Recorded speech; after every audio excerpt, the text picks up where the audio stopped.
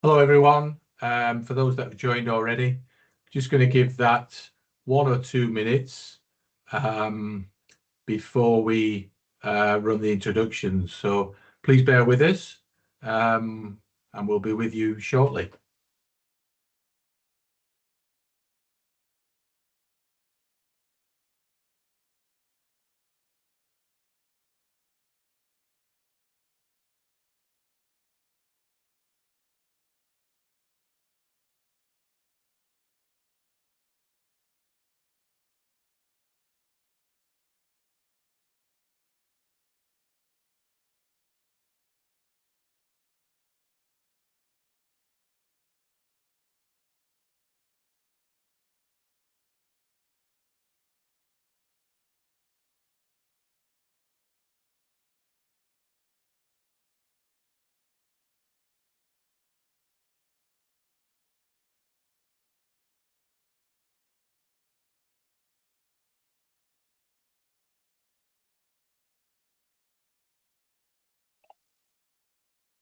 Hi, everyone. For those of you that are still joining, it's 2 minutes past. We're just going to give it 1 minute more because we're conscious people maybe just having that wrestle with technology, and we're also conscious of daylight savings, which may have confused a few of us. So we'll start in the next minute. Thank you for your patience.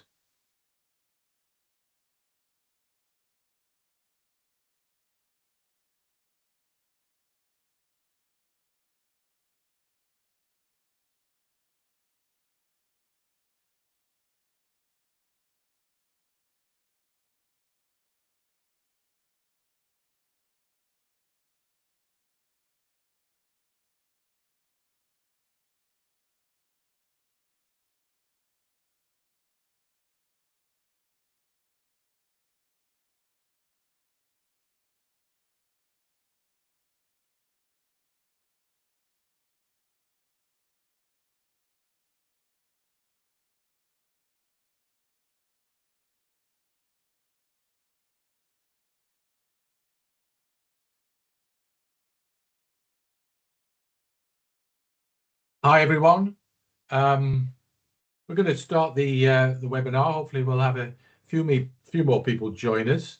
But if I could just introduce myself, my name is Richard Allcroft. I'm the president of World Wheelchair Rugby, and it's my pleasure to welcome you to this webinar on an important topic of concussion and athlete welfare. As you know, this webinar is hosted by ourselves, World Wheelchair Rugby, and this is in partnership with Loughborough University, a long-standing partner of ours that we work with on numerous occasions. For those that aren't aware, World Wheelchair Rugby is the international federation for the Paralympic sport of wheelchair rugby. We've been established as a sport what is relatively a short amount of time, since the early 1980s, and have been on the permanent Paralympic Games programme since 2000 in Sydney, when we first featured as a medal sport. One of the things I've been keen to do with webinars is develop 2 or 3 a year. So the first thing to say is this is the first. So thank you for you all being part of that first webinar. And through a partnership with the World Academy of Sport and World Rugby, we are developing and have developed an education plan. And that will help as well bring together experts in our respective fields, which will hopefully contribute to how we educate our various stakeholders. And it's really an opportunity to listen and share experiences within our sport and throughout other sports as well. So, as I've said, my thanks to everyone who signed up for this webinar. Also, a huge thanks to the presenters who will shortly be introduced by our host for the session, Dr. Tom O'Brien. So I'm going to introduce Tom. Dr. Tom O'Brien is a lecturer in applied disability and parasport at Loughborough University. He specialises in performance optimization within Paralympic sport through integrated physiological, biomechanical and data-driven approaches. Alongside his academic role, he has extensive applied experience within wheelchair rugby, having supported Great Britain wheelchair rugby across the Tokyo and Paris Paralympic cycles as part of the multidisciplinary team. He's led sports science and strength and condition provisioning for those 4GB wheelchair rugby. So thank you for that short introduction. I'm now going to hang things over to Dr. Tom O'Brien for further introductions and a bit of an outline on housekeeping. Tom, over to you. Thank you, Richard. And yeah, just to reiterate, thanks to everyone for joining us today. I'd just like to extend the thanks at Loughborough University to the Centre for Disability and Parasport Innovation, which is led by Professor Vicky Tolfrey.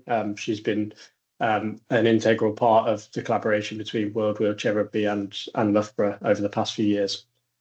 So it's great to see such a strong engagement around what is, and I'm sure you'll agree, a really important and still developing area, concussion, and specifically concussion in parasport and wheelchair rugby. Over the past decade or so, concussion has become, well, decade and beyond now, concussion has become a major focus across sport. For example, in able-bodied rugby, we've seen significant advances in how concussion is recognised, assessed, managed, etc. And that's been underpinned by rigorous research, policy, and global implementation. I'm really looking forward to welcoming our first speaker to talk about that. In parasport specifically, though, and particularly in wheelchair rugby, we're still building that evidence base, and I'd say we're very early in that process, and early in the process of understanding what best practice should look like. And I'm really hoping that this webinar begins to fill a void in terms of bringing those worlds together. So today's webinar will explore multiple topics. Firstly, how concussion management has evolved in able-bodied rugby. Hopefully we can learn one or two things from that. What we know so far in parasport, how assessment tools are being adapted, and perhaps importantly, how culture, behaviour and real world practice influence all of these aspects. So a key aim is not just about sharing knowledge, but also about identifying sort of what the next steps are and how we can potentially collaborate and who we can collaborate with going forward, particularly in the context of wheelchair rugby. Towards the end of this webinar, I'm hoping to bring everything together in a short panel discussion, and this will hopefully work towards acknowledging sort of real world insights alongside those future directions that I just mentioned. And then finally, as Richard said, just a little bit of housekeeping for this webinar. We do welcome questions throughout, but if you could use the Q&A function on Teams, which I believe is in the bar along the top, that would be great, rather than having lots of people unmute their mics throughout. And when not presenting, the speakers and presenters will do their best to keep an eye on this Q&A function and engage where necessary. But any of the unanswered questions, I do envisage taking those offline and trying to answer them to the best of our ability. So with that, I suppose we should move on to our first session. So our first speaker is Dr. Lindsay Starling, who's the Science and Medical Manager at World Rugby. Lindsay plays a key role in connecting research and practice to advance player welfare across the game. And today, she'll provide a strategic overview of sort of how concussion management has evolved in able-bodied rugby, that be it from surveillance and assessment through to return to play, education and governance. And hopefully from this talk, we get a particular focus on some implementation and what perhaps has enabled change in able-bodied rugby and where perhaps parasports can learn from that. And perhaps more importantly, the things that perhaps didn't work so well. And so with that, Lindsay, over to you. Brilliant. Thanks, Tom. Let me get these slides up. Great. You can shout if you can't hear or see me for whatever reason. Otherwise, I'll keep going. But thank you so much for having me today, and I think this is a phenomenal step in a very, very big and important journey. I'm going to speak about concussion and the journey that we have been on in able-bodied rugby, and I'm going to start all the way at the beginning of this journey, which really properly started for us in 2012 in terms of having protocols implemented. I'm largely going to spend pretty much all of this time speaking to this slide, which is going to become very full as we move through the timeline. And yes, I am going to go through the timeline in terms of where World Rugby started and where we are today in terms of our head impact and concussion protocols. And sure, there might be some elements of that where wheelchair rugby or whatever sport you might be listening into in this today that you've come from might say, oh, well, that actually could be quite well applicable within our sport. But I think more so the key takeaways that I hope might resonate are the ways in which some of the things have been done from an implementation perspective and how decisions have been made to move from step 7 to 8, for example, and some of the challenges and barriers, because ultimately, which I'm sure a lot of speakers will get into as we move forward, the development of protocols or implementing protocols have to be specific to the context of the sport in which they're being implemented. And so naturally, everything I'm presenting here has been based on data collected in able-bodied rugby. But the thought process and the barriers and the implementation and the number of people involved that all have an opinion, whether it's a coach or a player or a mom watching their son or daughter play, are similar. And so there might be some of the kind of broader elements that have resulted or helped make the evolution that actually are really kind of take-home points today. So this journey for World Rugby really started under the guidance of Dr. Martin Raftery, who was the former Chief Medical Officer at World Rugby. And Martin coined this phrase, which has become a bit of a catchphrase at World Rugby and Player Welfare Department over the last decade or longer, which is evidence, not emotion. We definitely see this in able-bodied rugby, and I'm sure we see it in all sports. There is a lot of emotion, especially when it comes to things like concussion. You have players, coaches, parents, staff who have different levels of knowledge around concussion and education on concussion and head impacts. That's then coupled with a huge amount of pressure to want to continue to play, to want to be seen, to want to be selected. And probably the overarching one is the want and need to win. And so there can be a lot of emotion that is involved when it comes to decisions around player welfare and concussion. But we have always had the stance and always do that absolutely any decision made around concussion is based on the evidence. It's based on collecting data within the sport, analysing it, and making the next decision based on that evidence. Pushing the emotion and the noise aside and saying it's evidence first, not emotion, that guides any decisions we've made. So in 2012, was really the first big start in our journey, and this was the development of the pitchside concussion assessment, which was created via an independent working group. So one of those kind of side impact things I said that I would point out is the independent working group. World Rugby has a group called the Concussion Working Group. Essentially, it's a group of external independent experts who are either practitioners, researchers, or practitioners from a clinical setting or practitioners within teams and clubs, and researchers who work in rugby or have expertise in concussion. They're an independent group, and absolutely any decision that is made around head injuries or concussion at World Rugby, whether that's a change in laws, a proposed change in protocol, those are decided and made via that group.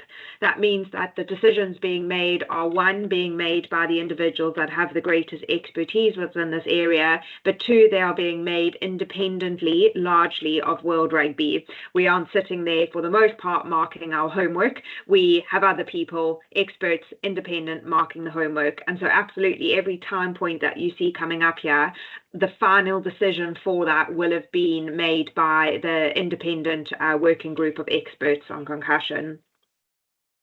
In 2013, this pitch-side concussion assessment was trialled in 8 competitions, and there was a variety of education modules launched by World Rugby, providing education on concussion. These are still available on World Rugby's websites and are updated each year, essentially providing information to the general public, to fans, to practitioners, and to coaches and players around the latest knowledge and information we have on concussion.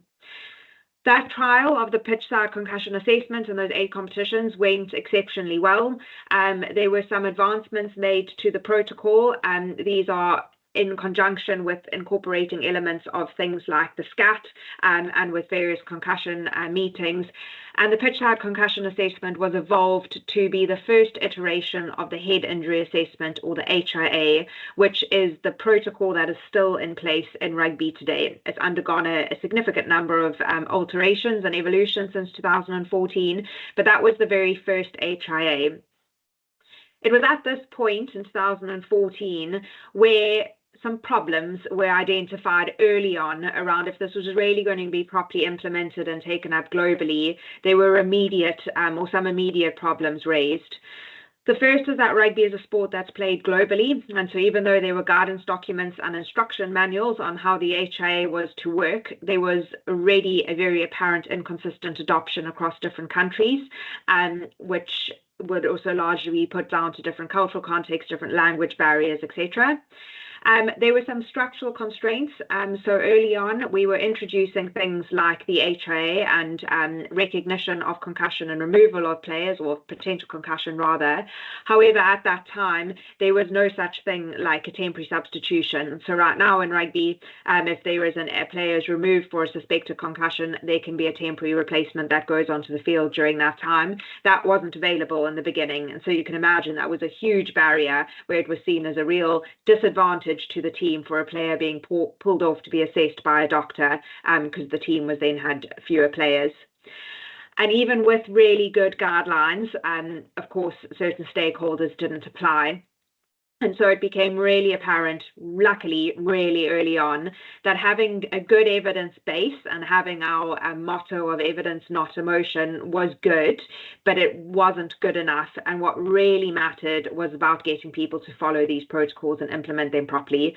A protocol is actually only helpful if it's implemented and then effective. And so the notion of compliance wedges is something that we introduced really early on. And these are things that actually, well, the concept of a compliance wedge is fairly well researched. It's something you can look up. And essentially, it's a subtle tool used to reinforce a behavior change really early on in an implementation process. And so broadly, it's about reinforcing desired behaviors early, using authority and system pressure to do that, but also then tailoring that behavior desire or that system pressure to be specific to different stakeholder groups. So in our case, various pressure that was placed on coaches would have looked different to players, for example. And so the concept of the compliance wedges was introduced alongside the implementation of the HIA protocol. And there'll be a number of elements throughout that timeline that I highlight, whereby there was maybe an evolution to an HIA protocol or a change in a law, but that was then accompanied by a compliance wedge to really help hammer in the implementation of that. So there were 3 real standout ones within the HIA across the years. The first was a rule change. So really early on, the game adopted the HIA in conjunction with temporary replacements. And so that has stuck ever since, whereby if a player is being removed for a suspected concussion, there can be a temporary replacement and ultimately has less disruption or negative consequence to the game.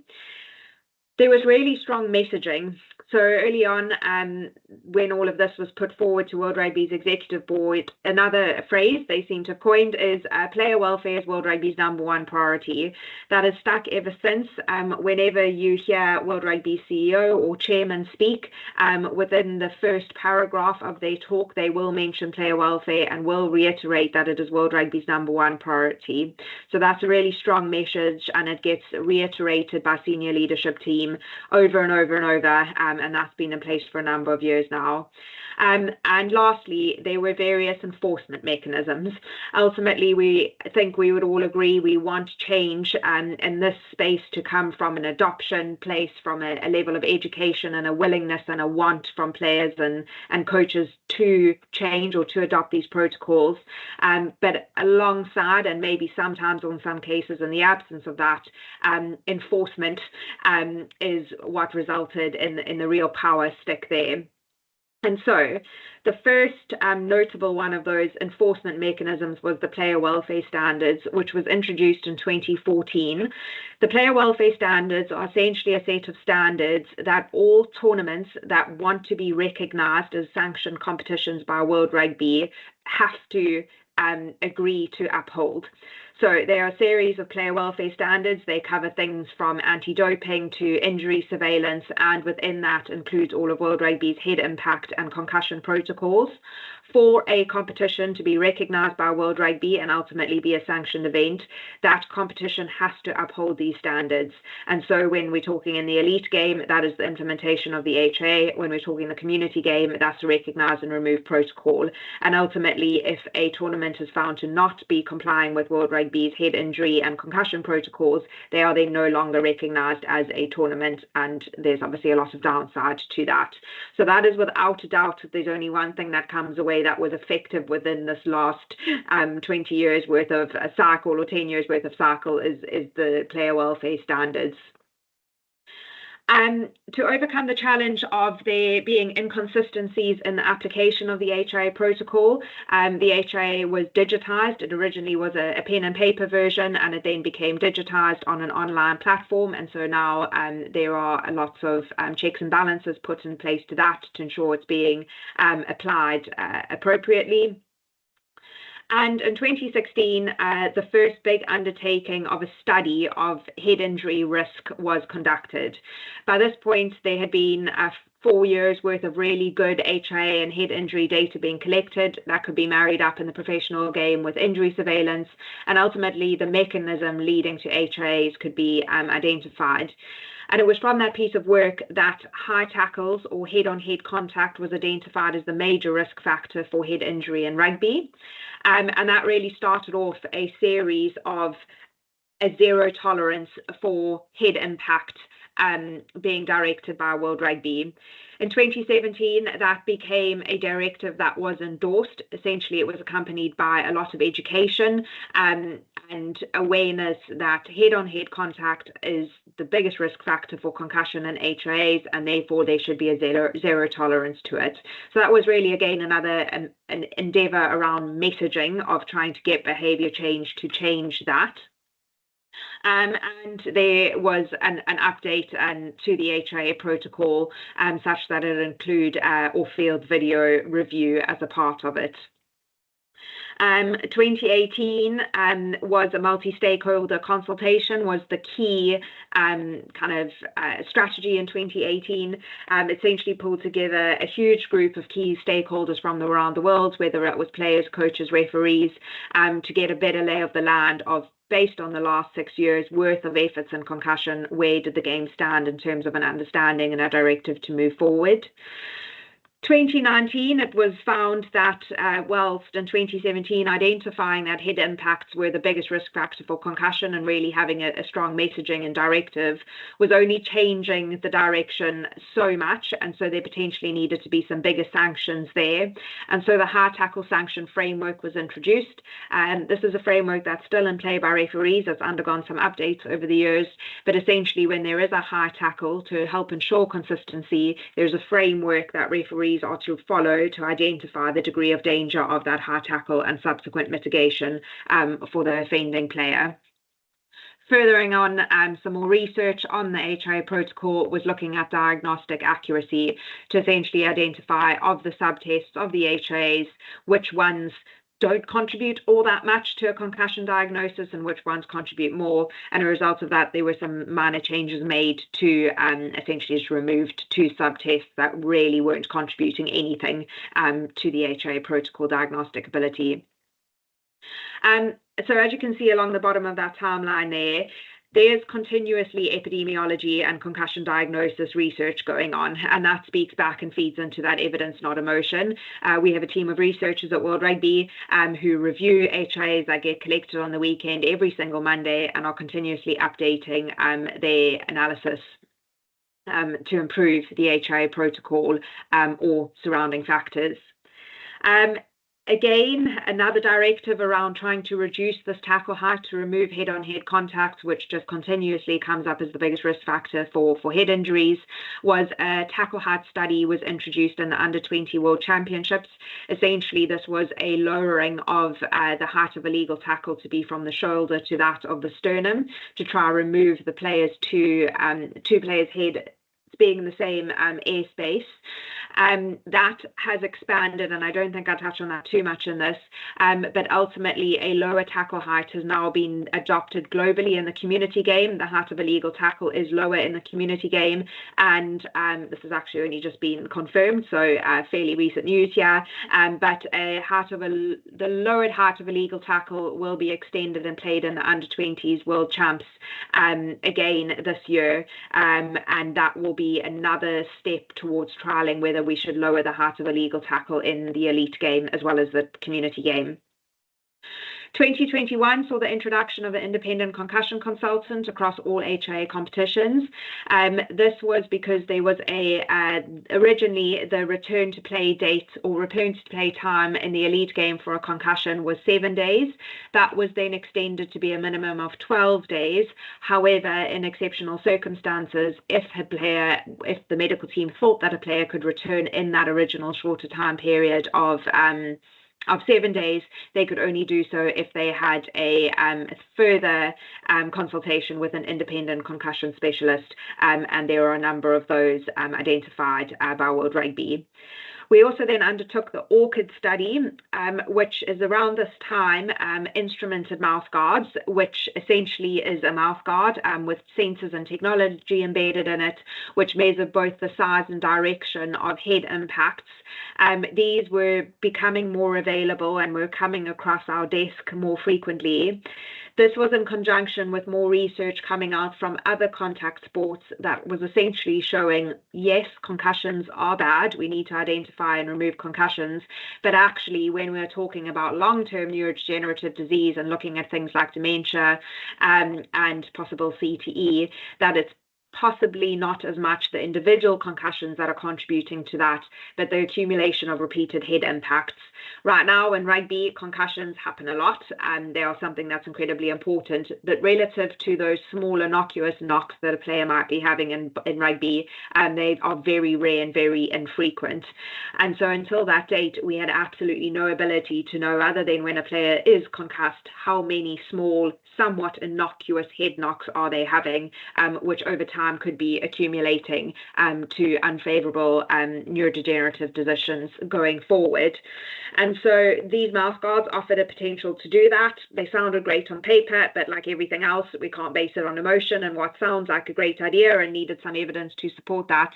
So I undertook a study in New Zealand, which was named the ORCID study, where community level players, boys and girls, wore these mouth guards. It became very apparent very quickly that they held a lot of potential and gave us an insight into the game that we didn't have before that. And so we expanded the testing of those mouth guards to the elite game. That was the REP study. And to just continue essentially doing research in that level. And there we go, I did mention it. Actually, the lowering of a legal tackle height was recommended in the community game. Essentially, it was strongly encouraged with a lot of education for the community game to adopt a lower tackle height. World Rugby supported research in that area, and essentially every union around the world did take up this lower tackle height, and it is now continued going forward. Women's rugby been growing slowly over a number of years off the back of the Women's World Cup in 2021, which was played in 22. Various programs that World Rugby have around being tackle ready, having confidence and contact, all of which we know are injury protective, and those programs were starting to be tailored to be specific to the women's game alongside the men's game. In 2024 is when we made some really big decisions around the HIA protocol. And that is where these instrumented mouthguards had now very much shown their value in both the community and the elite game. And it was one of those, and this is where we go back to those compliance wedges, that the value these mouthguards showed to be able to bring couldn't be ignored. But ultimately, it was one of those that if they were to be offered to players, and it was very much just voluntary, again, we would see some players buying in, others not, and probably a fairly low take-up overall. But almost you could argue from a medical legal perspective, if we knew what value the information from those mouthguards could pick up and take, we didn't have the ability to just hope for behavior change and work over a good number of years for behavior change. And so alongside generating that behavior change to ultimately take up the mouth guards and everybody wants to wear them, it needed to come with that enforcement. And so this is another one of those compliance wedges. And so introducing the instrumented mouth guards to the game and to the elite game came with a mandate that should a player want access to the HIA protocol, they are required to wear one of these instrumented mouth guards. It's a pretty big stick and it was a pretty big wedge at the outset, but it was one of those where ultimately over time we hope that the fact that it is a mandate becomes a non-event because the education and the behavior change is then caught up and it becomes optional, or rather it becomes a choice that everybody wants to participate and wear them. At the start though, knowing that that was going to take time, in came one of those compliance wedges and it was mandated. That has been mandated in the HIA protocol, and so all elite level players are required to wear an instrumented mouth guard, and when a player has a significant or a very large head impact as recorded by the mouth guard, there is an alert that is said to the side of the pitch and that player is removed for an HIA.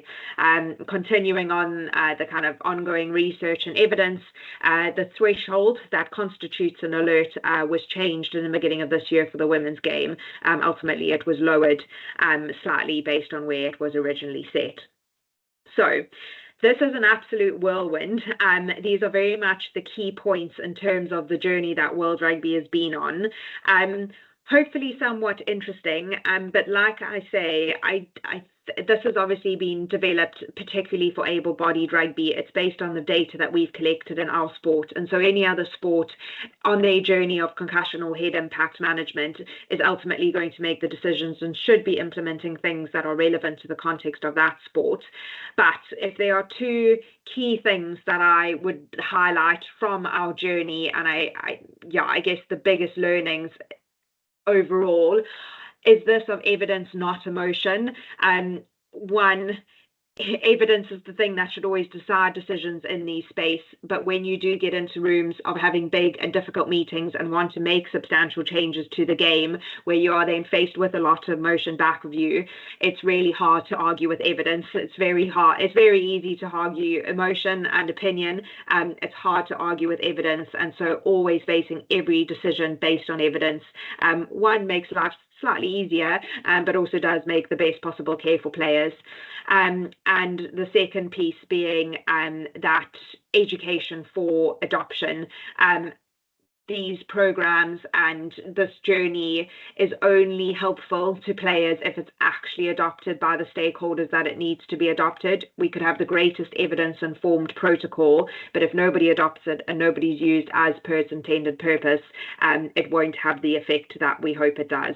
And so continually driving the education for adoption, and where required, if that requires a little bit more of an enforcement rather than a waiting for the behavior change or alongside the behavior change, that's absolutely a route we would encourage. So a lot of information in there. I hope there were some tidbits that could be taken out, whether it's direct or rather inferred. I'm very happy to answer any questions. Otherwise, I think this is absolutely brilliant, and you've got a fun journey ahead of you. Thank you very much, Lindsay. That was a really insightful whirlwind, as you referred to it. I think what really stands out there is that the progress hasn't just been about developing protocols and policy, but actually achieving meaningful change relies on so many other things. Stand out to me like implementation, enforcement, education, and the messaging that you put out there as well, which perhaps we'll hear more about as we go through this webinar. I do think there are a lot of learnings we can take from rugby, certainly to sort of guide how we go about this journey. But obviously, you mentioned context. Context is key, and obviously we perhaps know that parasport contexts are inherently different. So with that in mind, we'll now shift our focus slightly more specifically to parasport. And our next speaker is Dr. Rachel Smetana, clinical neuropsychologist at the University of Virginia, and a managing board member of the Concussion in Parasport group. Rachel's work focuses on developing high-quality concussion assessments for para-athletes alongside her clinical work with individuals experiencing sport-related concussion. So today, hopefully, she'll take us through how concussion understanding has evolved in parasport. Rachel, over to you. Thank you, Tom. Just going to get my slides set up. Okay. Well, thank you, Tom, for the introduction, and thank you to World Wheelchair Rugby for putting on this seminar series. It's just really great to see this education that's really being spread worldwide, and to be able to do the first one on concussion. I think it feels extra special. I'm really thrilled to be here. I joined the Concussion and Parasport group in 2023, and I'm just always excited to have opportunities to speak on concussion and parasport and really highlight the work that the group is doing and that so many people are doing in this area. And I really appreciate the just general concussion overview we got from Lindsay previously on all of the awesome work that they're doing on the side of world rugby in general, world rugby in general, to manage concussion. Seems to be quite successful. So when I was preparing for this webinar, I did a little poking around on the World Wheelchair Rugby website. We have the US Wheelchair Rugby team here, but rugby is not as popular over here across this side of the pond. So I just wanted to do my own research, and immediately on the first web page, it came across this quote that I really wanted to highlight because I think it's quite poignant. And it says on the website, wheelchair rugby is not your typical parasport. It's a high impact competitive contact sport that is not for the faint of heart. Wow, I love the boldness of that statement, and it's certainly true. And as a neuropsychologist and as a concussion specialist, some of those words really pop out to me. So words like high impact and contact sport, right? And I think, what is the risk for sport-related concussion here? And I'm so glad we're talking about that, because it's certainly, there is a risk. And I do think providing a brief history lesson on how far we've come is really important to recognize just how fast things have been growing in this field in concussion and parasport for so long. Para-athletes have been competing and playing and sustaining concussions for as long as parasport has existed. So concussion and parasport itself is not a new concept, but how we are thinking about and assessing and managing concussion para-athletes as a unique construct, as something separate from this general umbrella of how do we deal with sport-related concussion really is new. So as some people on this webinar might know, and others might not know, over in the concussion world, much of our work in concussion and how we care for and manage concussion is guided by summary agreements or consensus statements on concussion. So these are agreements or consensus statements that are curated by experts in the field of concussion, and they help guide concussion assessment and management. And new iterations are put out every few years, and these statements really since 2001 have provided a model for concussion care across medical disciplines. They guide physical therapists, sports medicine physicians, neuropsychologists, athletic trainers. And over the iterations of agreements and statements, there traditionally has not been guidance towards para-athletes. So since 2001 up until 2017, there was no mention of para-athletes in the first through fifth iterations of the consensus statements or guidelines. And I want to highlight, though, that although parasport was not explicitly mentioned in our consensus statements, this data was being collected. So a couple of years ago, one of my students who's now in grad school doing other awesome things put together this poster for one of our conferences. And I just had him take a look at some of the injury surveillance reporting, looking across Olympic and Paralympic games over the years, and just looking at how concussions are reported in these large scale events. So in the absence of specific incident studies or data on concussion impaired athletes, how can we pull from these larger surveillance studies that are capturing concussion and consolidate and understand and analyze the data from there? And in this figure, from 2010 to about 2018, winter and summer games, there are far more concussions in the Olympic Games than the Paralympic Games. But an important thing to note is during that time, there was not a concussion-specific question for Paralympics. So it was not being reported because there really wasn't a question. There was a head injury question, but not did this athlete sustain a concussion explicitly? And when that question wording changed, we actually see in 2018 and then 2020 an increase in some of that incidence data where our Paralympic athletes are sustaining higher rates of concussion across those games. So really much of the initial or early incident data was generated from these injury surveillance studies, and we need to go back and pull this data out to understand. But it hasn't really been specific to sport types or teams, at least so far. And part of a group of people recognize this. They recognize that, hey, we're doing concussion work with para-athletes and we don't really have guidelines or statements or a ton of data to work with except the research that we're personally doing. And so the Concussion and Parasport, or CIPS group, was founded. And I am not an original founding member. I joined in 2023, so a few years later. But an awesome group of people from all over the world got together. A couple people knew each other and sort of had this snowball effect of inviting colleagues who had been working in the area on, hey, let's form a group. We have the expertise, we don't have guidance, so we should be the ones who can provide guidance on concussion and parasport, and really recognize this as a unique area that we should be treating and assessing a little bit differently. And as part of their inception, and in recognition that the previous consensus statements didn't have anything about para-concussion management, this group decided that they were going to reach their own consensus on concussion and parasport as the experts.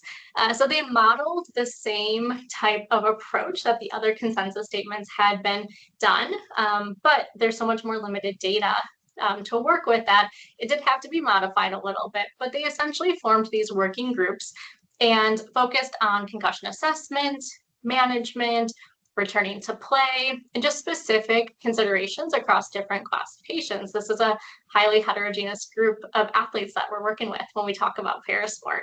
And they went through and they did a consensus meeting and reviewed key actions and knowledge gaps and reworked and revisited and redrafted.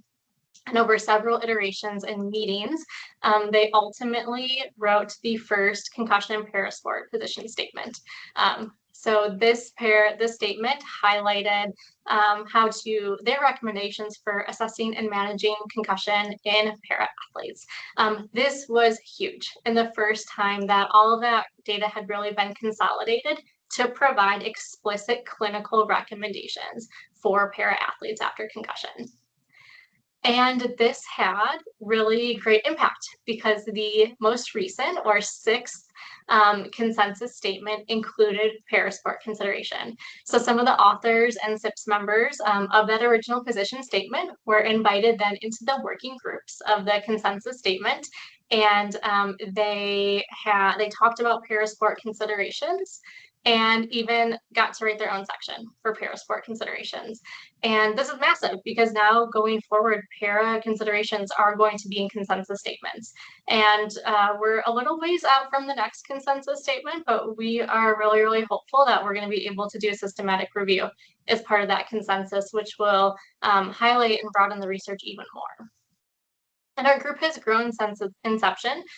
We have continued to take kind of a snowball growth with inviting different membership across all different representations of concussion work. So we have researchers and we have clinicians, we have sports medicine and PM&R physicians, neuropsychology representation, athletic trainers, physical therapists, occupational therapists, optometrists, doctoral students, and most importantly, athlete representation. So we understand the lived experiences of our athletes that we're working with and the people that we're trying to develop these guidelines for. And so now I want to transition a little bit into where our research and clinical practice currently stands. What are we doing? How do we understand that? And most importantly, where are we going? Because there's a lot of work to be done. A couple years ago, and now this is even dated because there's been so much new research in the past 2 years, but a couple years ago, a couple colleagues of mine and I wrote a scoping review looking at all of the literature on concussion incidence assessment and management in para-athletes. And so some of the data I'm going to present is directly from that review with updates since then, because it's a couple years old now. So as it currently stands, and probably not surprising to this group, the research on concussion in para-athletes is quite limited. In our scoping review, we found that less than 1% of concussion studies have para-athlete representation. It is super rare that para-athletes are included into any type of mixed cohort study, and just as rare to find studies specifically on concussion in para-athletes. And of the studies that do exist, a large proportion of those studies are really focused on concussion incidence, which is really important information, but very few studies are looking at assessment and management of concussion in para-athletes. And this underrepresentation is limiting. It limits our ability to understand concussion risk. It limits our ability to figure out how do we assess concussion in athletes with physical differences. It limits in our ability to identify prevention and treatment guidelines. And really most importantly, and this matters to me as a clinician, it impacts my ability to provide quality para-centered care that is rooted in strong research. So when considering incidence for risk of concussion in para-athletes, we only really have a snapshot of the current data. So from what we know so far, from the studies we do have, para-athletes seem to generally sustain concussions at a similar rate to non-para-athletes in some sports. Data is limited to studies that do direct comparisons between certain classifications of athletes playing certain sports. So like wheelchair athletes playing sled hockey compared to athletes playing hockey. Less is known about incidents of concussion in other classifications like blind or low vision athletes.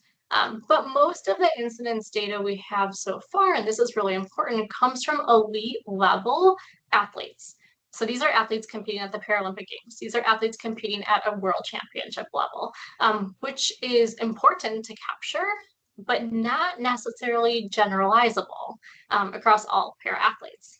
So while the snapshot's important, we really don't know how often concussions are occurring in our youth athletes, our collegiate athletes, or our adult athletes playing recreational leagues that are not necessarily going to world championship or Paralympic levels.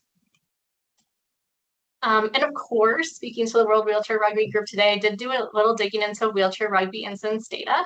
So there's a study published this year, David Eastwood and colleagues, if any of the authors are on this call, awesome study, thanks for putting this out. This was a general injury and illness incidence, severity and burden study looking at men's, women's, and wheelchair at the Rugby League World Cup. And did a match concussion incidence per 1,000 player hours. And one of the things I start here and want to highlight that for wheelchair athletes, even though that number is slightly lower, they did find that when looking across all wheelchair injuries, concussion was the only injury that resulted in days lost from sport.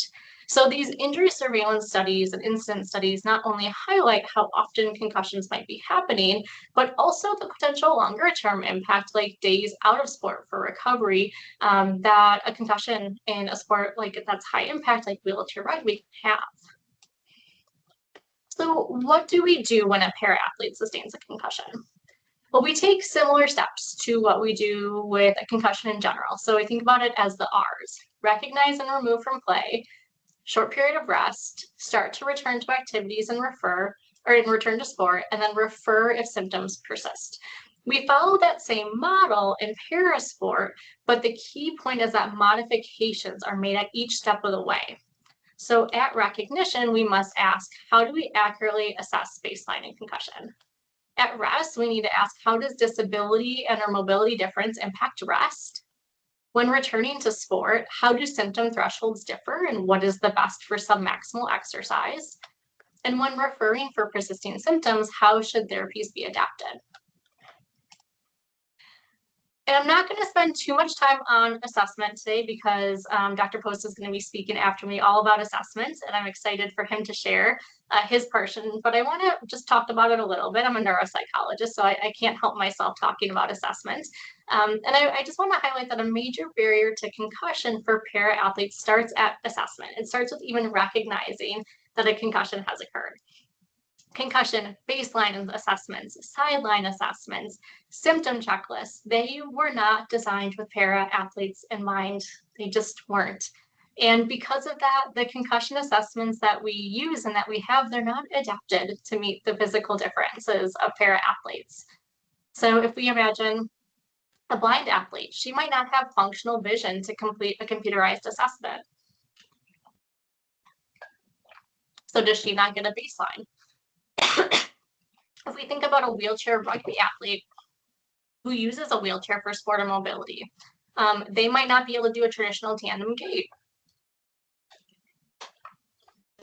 And for athletes who are deaf or hard of hearing, assessments that rely entirely on auditory instructions are not going to be appropriate. So this really means that we're not doing a good job of capturing baseline in the traditional sense of assessment. And because of that, we're not really capturing the unique lived experience of the para athlete when we ask them to complete an assessment that was not designed for them or does not fit them.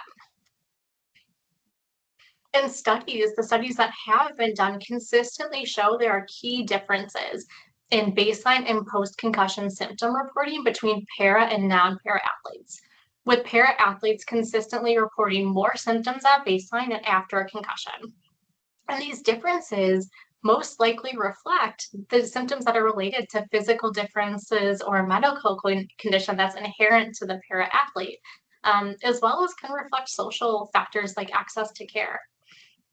So for physical differences, athletes might already have some of the symptoms that are on that baseline checklist at baseline. So numbness and tingling can be associated with spinal cord injuries. And an athlete who lost a limb secondary to a traumatic event might still be coping with trauma and emotional symptoms.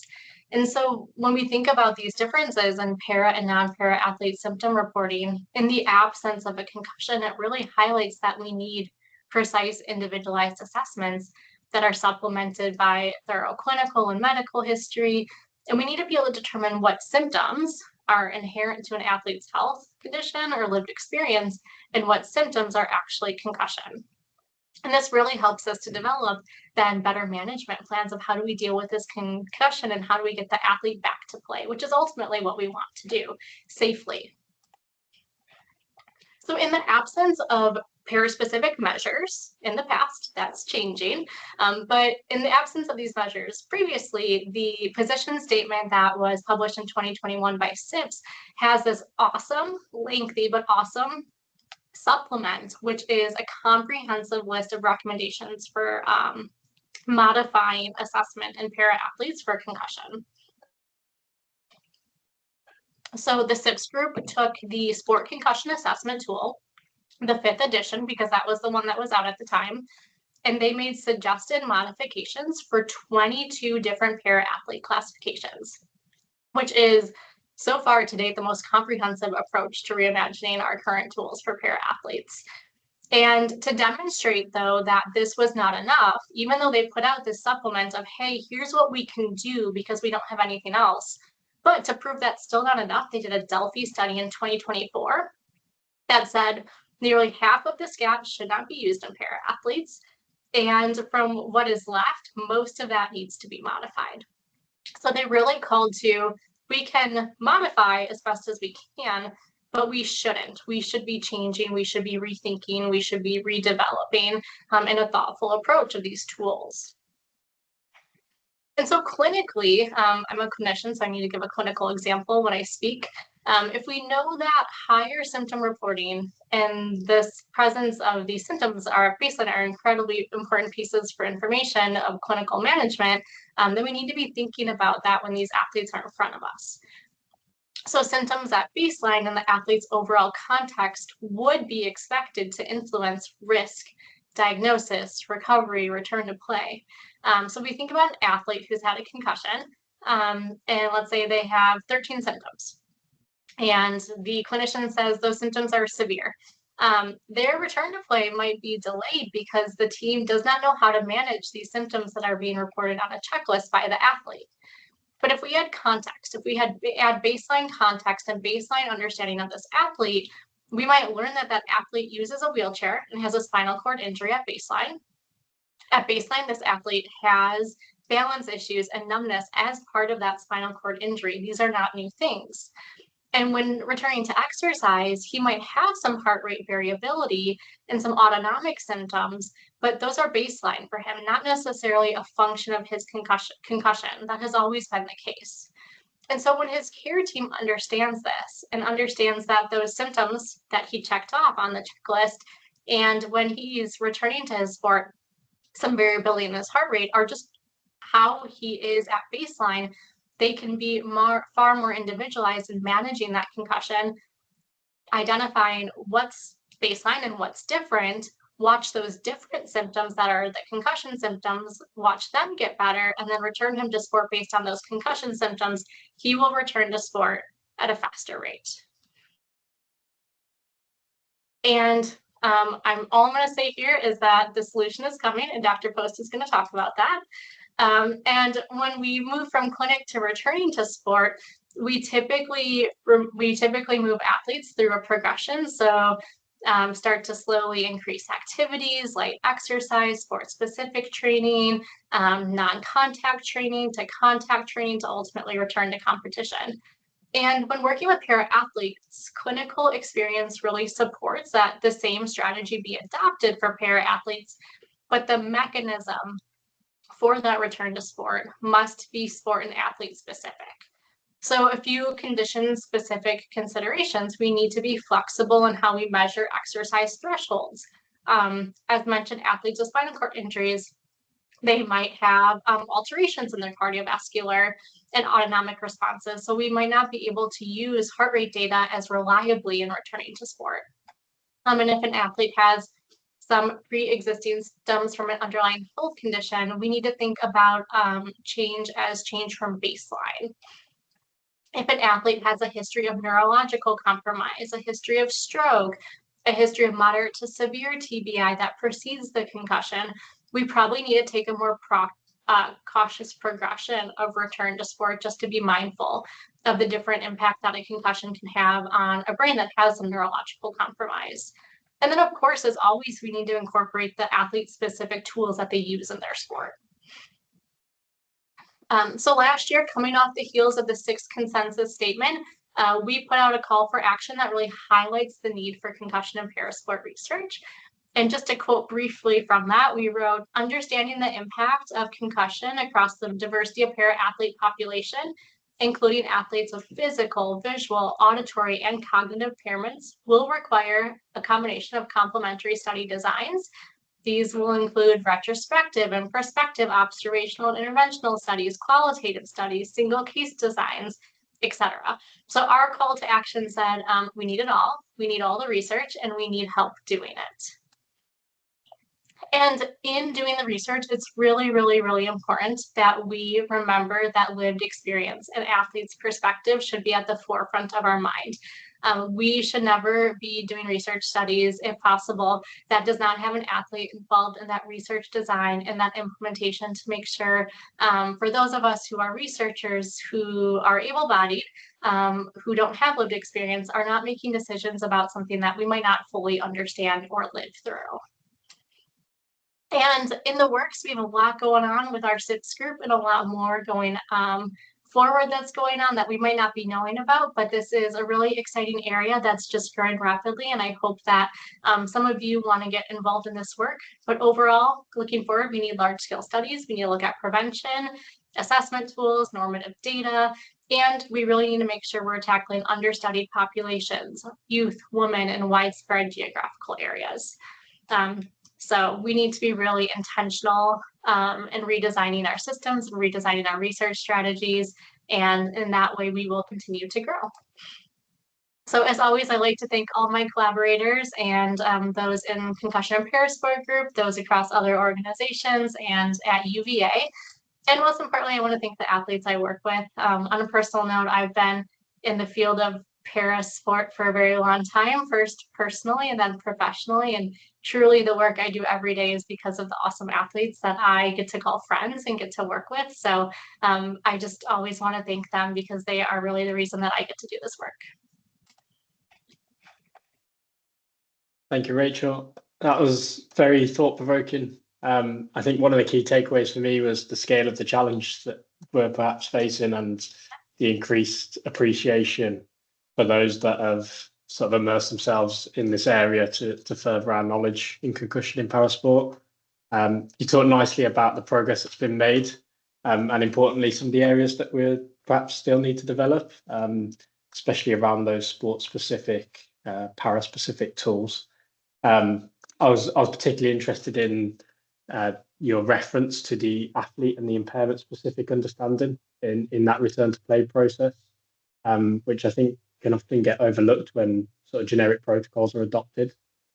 So yeah, definitely an increased appreciation. I suppose with that in mind, as you briefly mentioned, we'll move on to our next presentation. Our next speaker is Dr. Eric Post. He's the manager of sports medicine research at the US Olympic and Paralympic Committee. Eric is leading the work on the ParaScat6 initiative, which is developing and validating concussion assessment tools specifically for para athletes. So very nice transition on some of the stuff that Rachel discussed there. In this session, he'll introduce the ParaScat6 wheelchair, outline the development process, key modifications, and the challenges of creating tools that are both valid and usable in practice. So with that in mind, over to you, Eric. Thank you, Tom, and thank you, Rachel. That was a perfect segue into these ParaScat6 tools. So I'm not going to rehash a lot of, I think Rachel really laid out the amazing work that the Concussion and Parasport Group has done in this space. And now what I'll do is kind of move into how that work has set up this process of developing these paraspecific SCAT tools, what we're calling ParaScat6 tools, and then eventually ParaScat7, ParaScat8, and on we go. So just in terms of disclosures, the ParaScat6 projects I'll talk about are being overseen and approved by the IRB at University of Utah, and a huge thanks to the funding we've received from the Lakeshore Foundation and the AMSSM, American Medical Society for Sports Medicine Collaborative Research Network.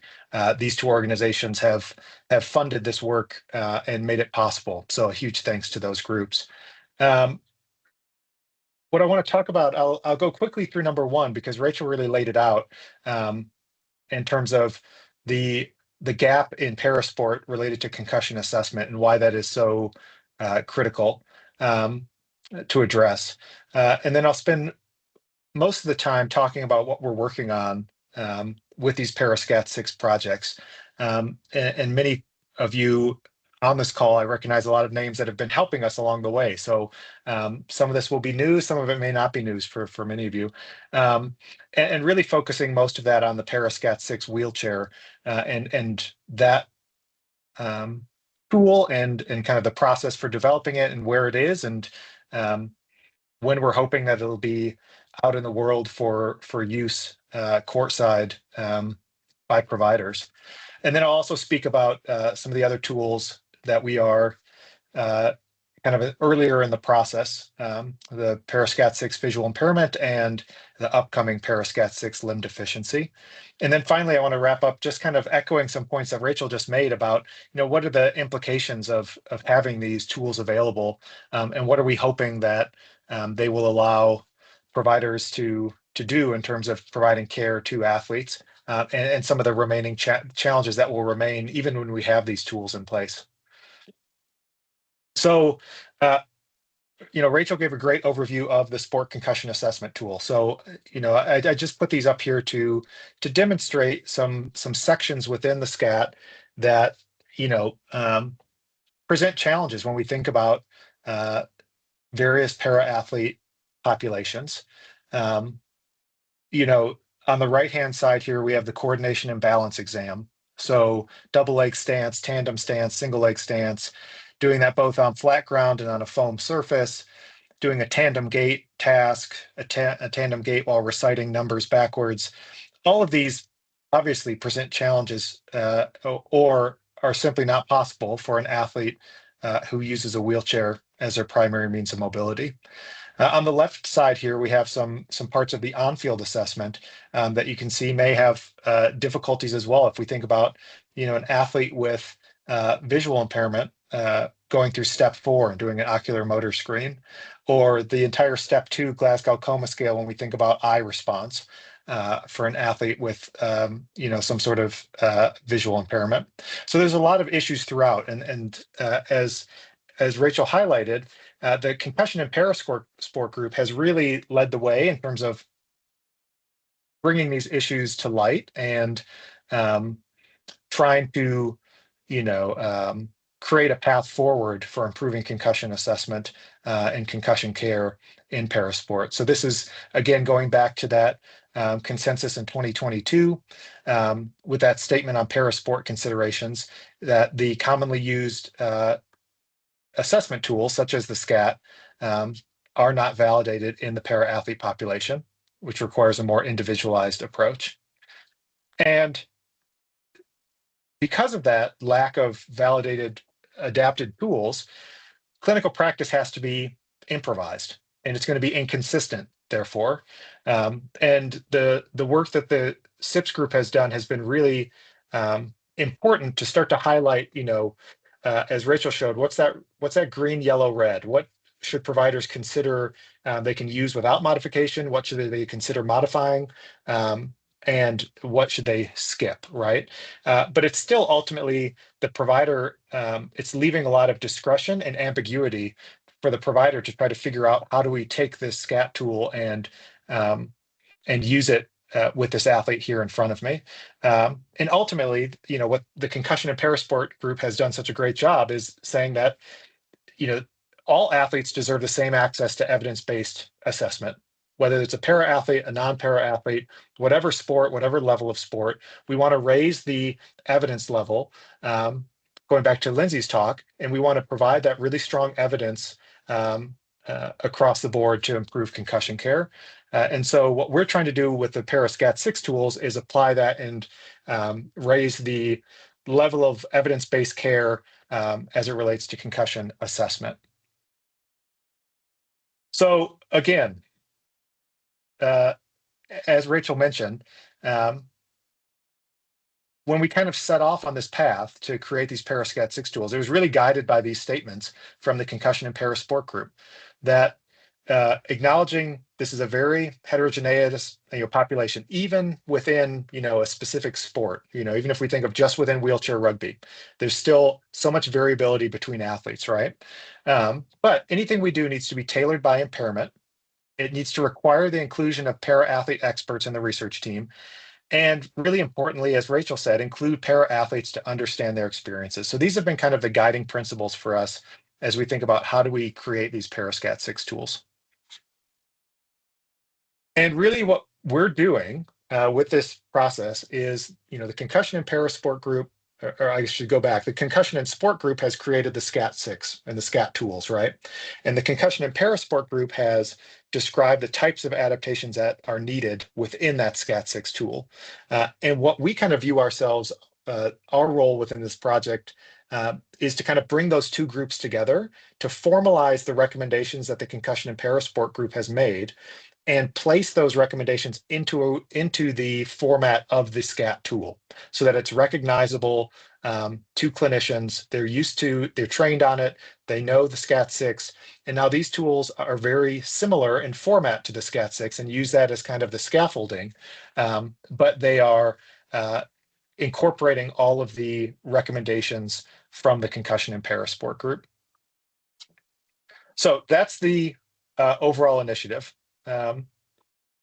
Across the board, our goal is to develop, validate, and establish reliability and clinical utility for a suite of parasport concussion assessment tools, what we're calling parascat.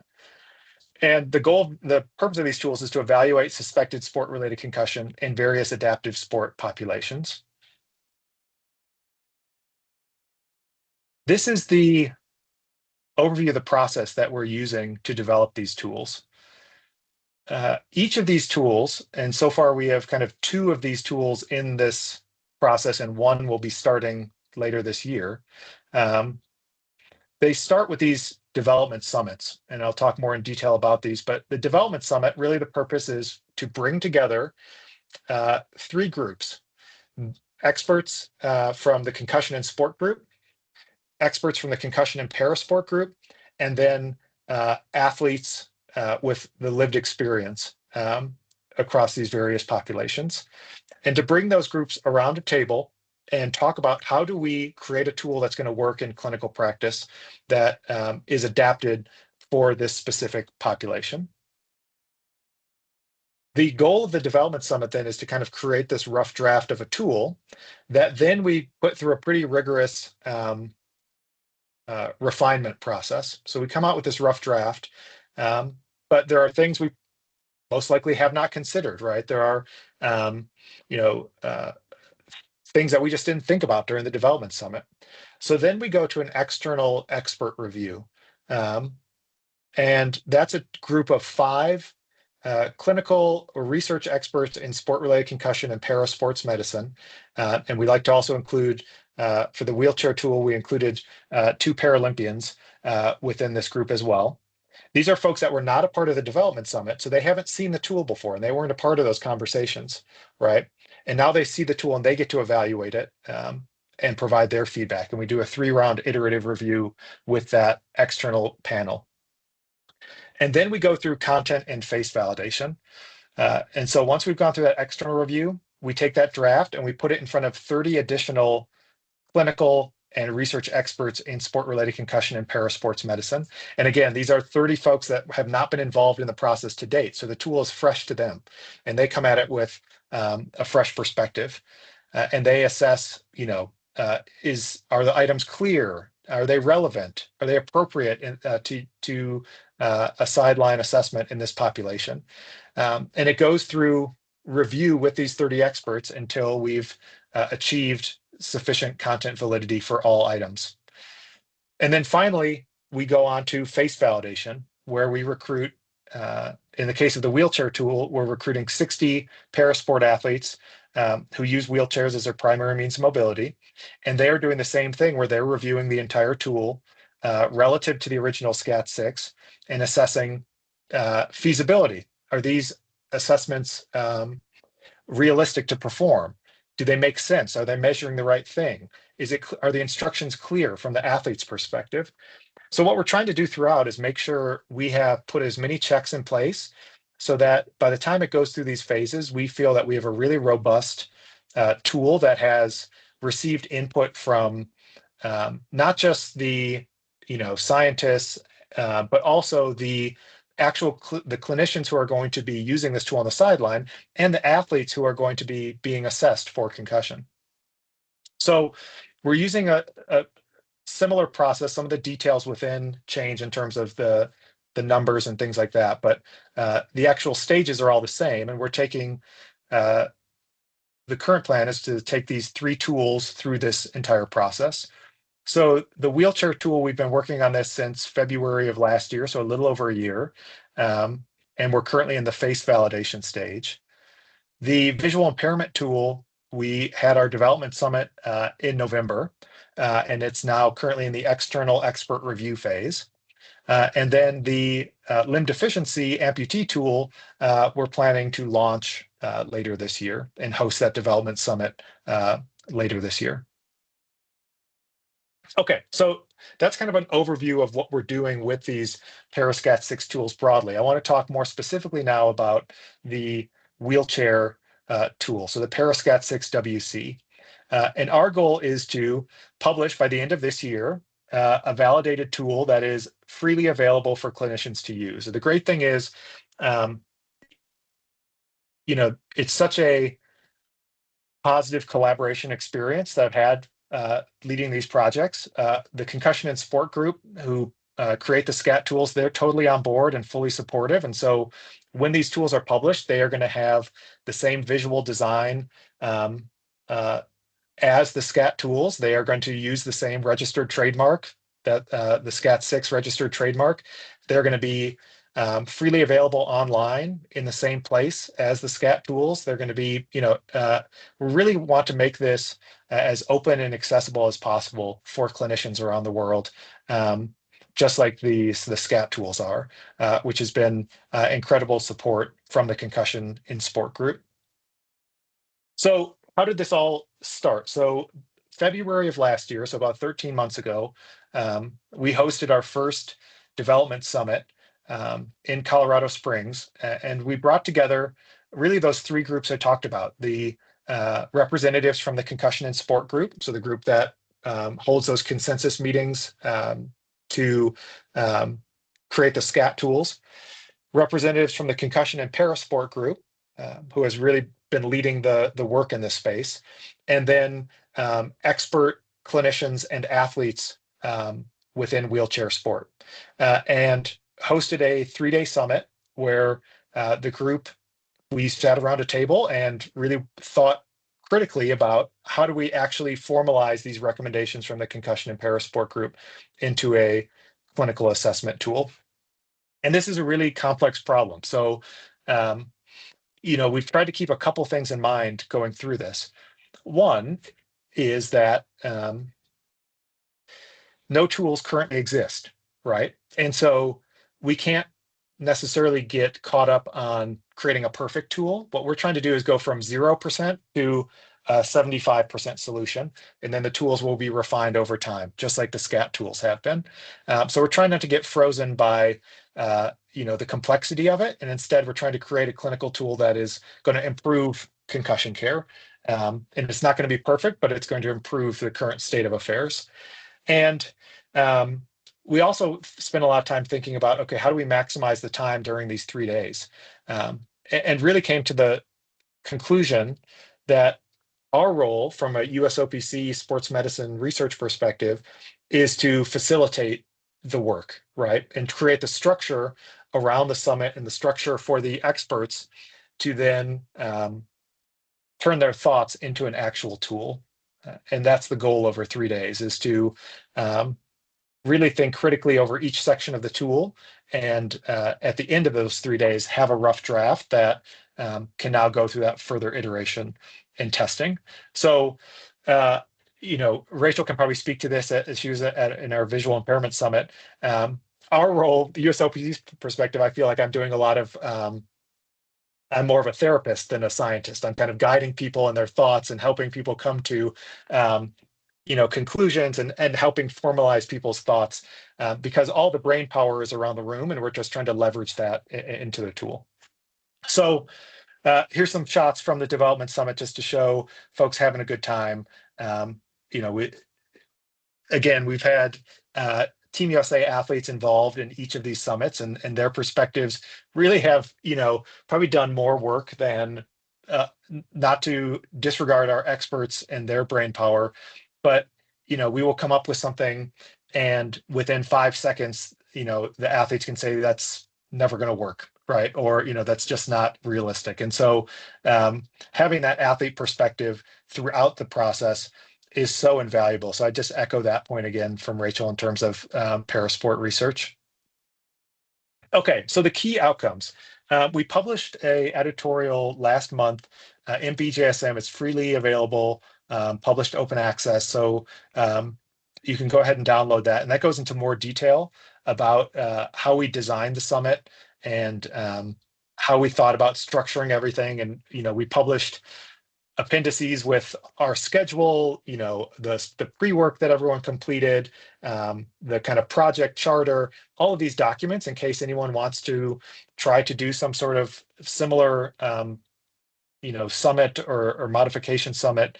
But the big things are obviously the balance and coordination section of the SCAT-6. For an athlete to use a wheelchair as their primary means of mobility, that entire section is pretty irrelevant. And so we replace that section fully within the ParaSCAT-6 WC. So instead of having the BES or the MBES, so single leg stance, double leg stance, tandem stance, and the time tandem gait, instead we have a seated balance test, vestibular ocular testing, so a modified version of the VOMS and a shortened version of the VOMS, and then several wheelchair coordination tasks, which kind of replicate the time tandem gait. So navigating a tape distance around some cones, and then doing so while reciting numbers backwards. So trying to essentially create analogs for the tests on the SCAT-6. The other big things we did is that we revamped the demographic section at the start of the tool and included a brand new section within that serves as a functional exam. So really understanding this athlete in front of you, what is their level of mobility? What are their level of, what's their visual ability? What's their hearing function? What's their communication preferences? Doing this work up front to really understand the athlete in front of you. And that goes to the importance of baseline testing in this population, which I'll talk about in a little bit, but really beefing out that baseline assessment so that the provider can contextualize the results of the assessment as they relate to the specific athlete that they are evaluating. And then the other thing we did was really thinking about, okay, this tool is going to be used by maybe, the full spectrum of providers who are embedded within, working for USA Wheelchair Rugby, right? And really know this population. They may also be used by a provider who is working a wheelchair basketball event and has never worked in parasport or adaptive sport before. And so we provided a lot of additional instruction and kind of guidance and context throughout the tool to help guide the clinician to choose the appropriate assessments based on the specific athlete in front of them. So we really viewed it as kind of doing a lot of upskilling within the tool so that anyone can feel comfortable providing a high quality evidence-based concussion assessment, regardless of their experience level working within para and adaptive sport. So that was kind of where we came from the summit. What we've done since then in the past 12 months, it went through a 3-round iterative review with 5 external experts, including 2 Paralympians. And that was from May to August of last year. And they provided a ton of feedback on our draft. And so over those 3 rounds, we addressed over 200 comments from these 5 experts and further refined that draft tool. Then most recently, we just completed that expert panel content validation. So those 30 clinician and scientific experts in sport-related concussion and parasports medicine. That was from September to February of this year. And so we achieved sufficient content validation. We had to do a round of 2 rounds of content validation, but we've achieved our content validation goals across all modified items of the ParaSCAT-6. And now, as of last week, we've launched our athlete panel face validation. So this is recruiting 60 athletes who use wheelchairs as their primary means of mobility to complete face validation of the tool. So, so far, I checked right before this webinar, we have 24 athletes who have completed. So we're about 40% of the way there in our first week, which is amazing. And I'll make a pitch here at the end. for further help with this to help us finish this off. But once we've completed this, then we're going to turn the tool over to the Concussion and Sport Group's design team to turn it into the actual tool. So we're very hopeful that we will have this published, validated tool by the end of this year and out available for use by clinicians and for refinement by researchers, which is really exciting. Okay, so that's where we are with the Parascat 6 wheelchair tool. We're in that face validation phase right now. I just want to briefly touch on where we are with the visual impairment tool and kind of what that process was like. And then also just want to highlight that limb deficiency tool, hopefully starting later this year. So we've got multiple things in the kind of various stages of the timeline now, which is exciting and stressful. But a good kind of stressful. Okay, so just real quickly, the Visual Impairment Development Summit. So we hosted this last November in Colorado Springs. And again, we used a similar structure to determine what are the major areas of focus for a visual impairment tool, right? It's different from the wheelchair tool. How do we, what should we focus on here? So again, just some shots to give a sense of kind of what we, different things we're working on. Again, we had amazing athlete participants in the summit who I think it would be safe to say, Rachel, really kind of guided a lot of the assessments that we decided on. So here on the bottom right, you can see Wayne Derman going through a tandem gait assessment using an eye mask. And there's one of our goal ball athletes, Christian King, who really provided invaluable feedback on how we could do kind of a time tandem gait analog in a visual impairment population, which was amazing. So again, had another successful summit, and that tool now is out with external experts for review. So last thing I want to talk about here, kind of going back to the really important points that Rachel mentioned. What are the implications for these tools? What are we hoping that these tools will accomplish at the end of the day? The main hope is that for a provider who is working on the sideline or courtside, it reduces the ambiguity and cognitive load, right?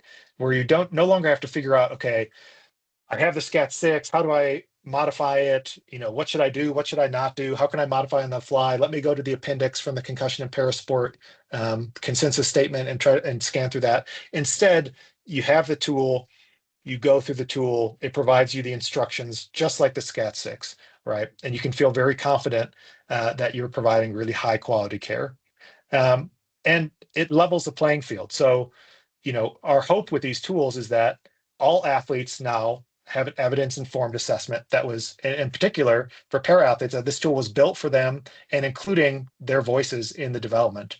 And we're not just doing a workaround of a different tool that was not designed, to Rachel's point, was not designed with these athlete populations in mind. And then the final point, this is something that Dr. Derman raised at both of our development summits, as the IPC medical director, he's always amazed during the Paralympic Games how many providers from around the world who go to those games to care for their nation's teams who have never worked in para or adaptive sport before. And yet they're now at the highest event in parasport, right? And so what we really thought about was how do we upskill providers, across the board, so that if you've never worked a wheelchair basketball event, you still can feel confident and have a evidence-informed tool that you can use and know that you're providing the highest standard of care, regardless of background or expertise. So that's something we've thought about and are hopeful with these tools as well, as that can really help to upskill providers across the board as it comes to concussion assessment in parasport. That all being said, there's still a lot of challenges. One of the things with these tools is that the baseline assessment is even more important. The original SCAT, way back, the original SCAT really didn't require baseline assessment, and over time, the SCATs, as they go through further versions, have really emphasized the importance of baseline assessment. With the Parascat tools, that baseline assessment is even more important. It really is needs to be pretty individualized, right? in terms of all the things what Rachel talked about with symptom load, with different functional abilities, right? Baseline testing is extremely important with the Parascat tool, but the availability to do baseline testing is pretty inconsistent in all of sport, but in particular para and adaptive sport. There's that will require a lot of work to really implement these tools successfully. And then, ongoing testing, we've kind of taken these through the initial development and validation phases, but a lot of work in terms of inter-provider reliability, feasibility on the sideline. I think these tools will need to be refined and shortened over time, just like the SCAT6 probably needs to be shortened a little bit. And so that ongoing testing is needed to ensure that administration of the tools is consistent and that it can fit within kind of that real world time constraint on the sideline. And then policy uptake. So going back to those compliance wedges, right? Even a perfect tool, it doesn't matter if we have a perfect tool if it's not being used in practice. So going back to Lindsay's talk, how can we make sure that organizations, leagues, governing bodies are really mandating and supporting the use of the Parascat6 tools within their organizations. So what's coming up next? So all of this, the ultimate goal is that we have these validated tools that are freely available and implemented in all levels of para and adaptive sport. Obviously, with the USOPC, our focus is on the Paralympic Games, but we really want to improve concussion assessment across all levels of para and adaptive sport. And so, as we talked about, the face validation is ongoing. So that wheelchair tool is furthest along, and you'll see that first. Then that visual impairment tool, and then that limb deficiency tool, and more tools even probably needed from there.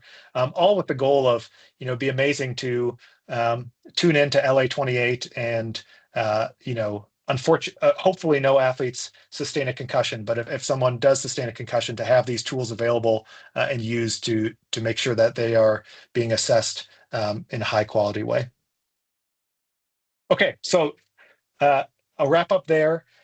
Thank you all for your time. One request before I go, my shameless plug. As I talked about, we're recruiting athletes to complete our Parascat6 wheelchair face validation survey.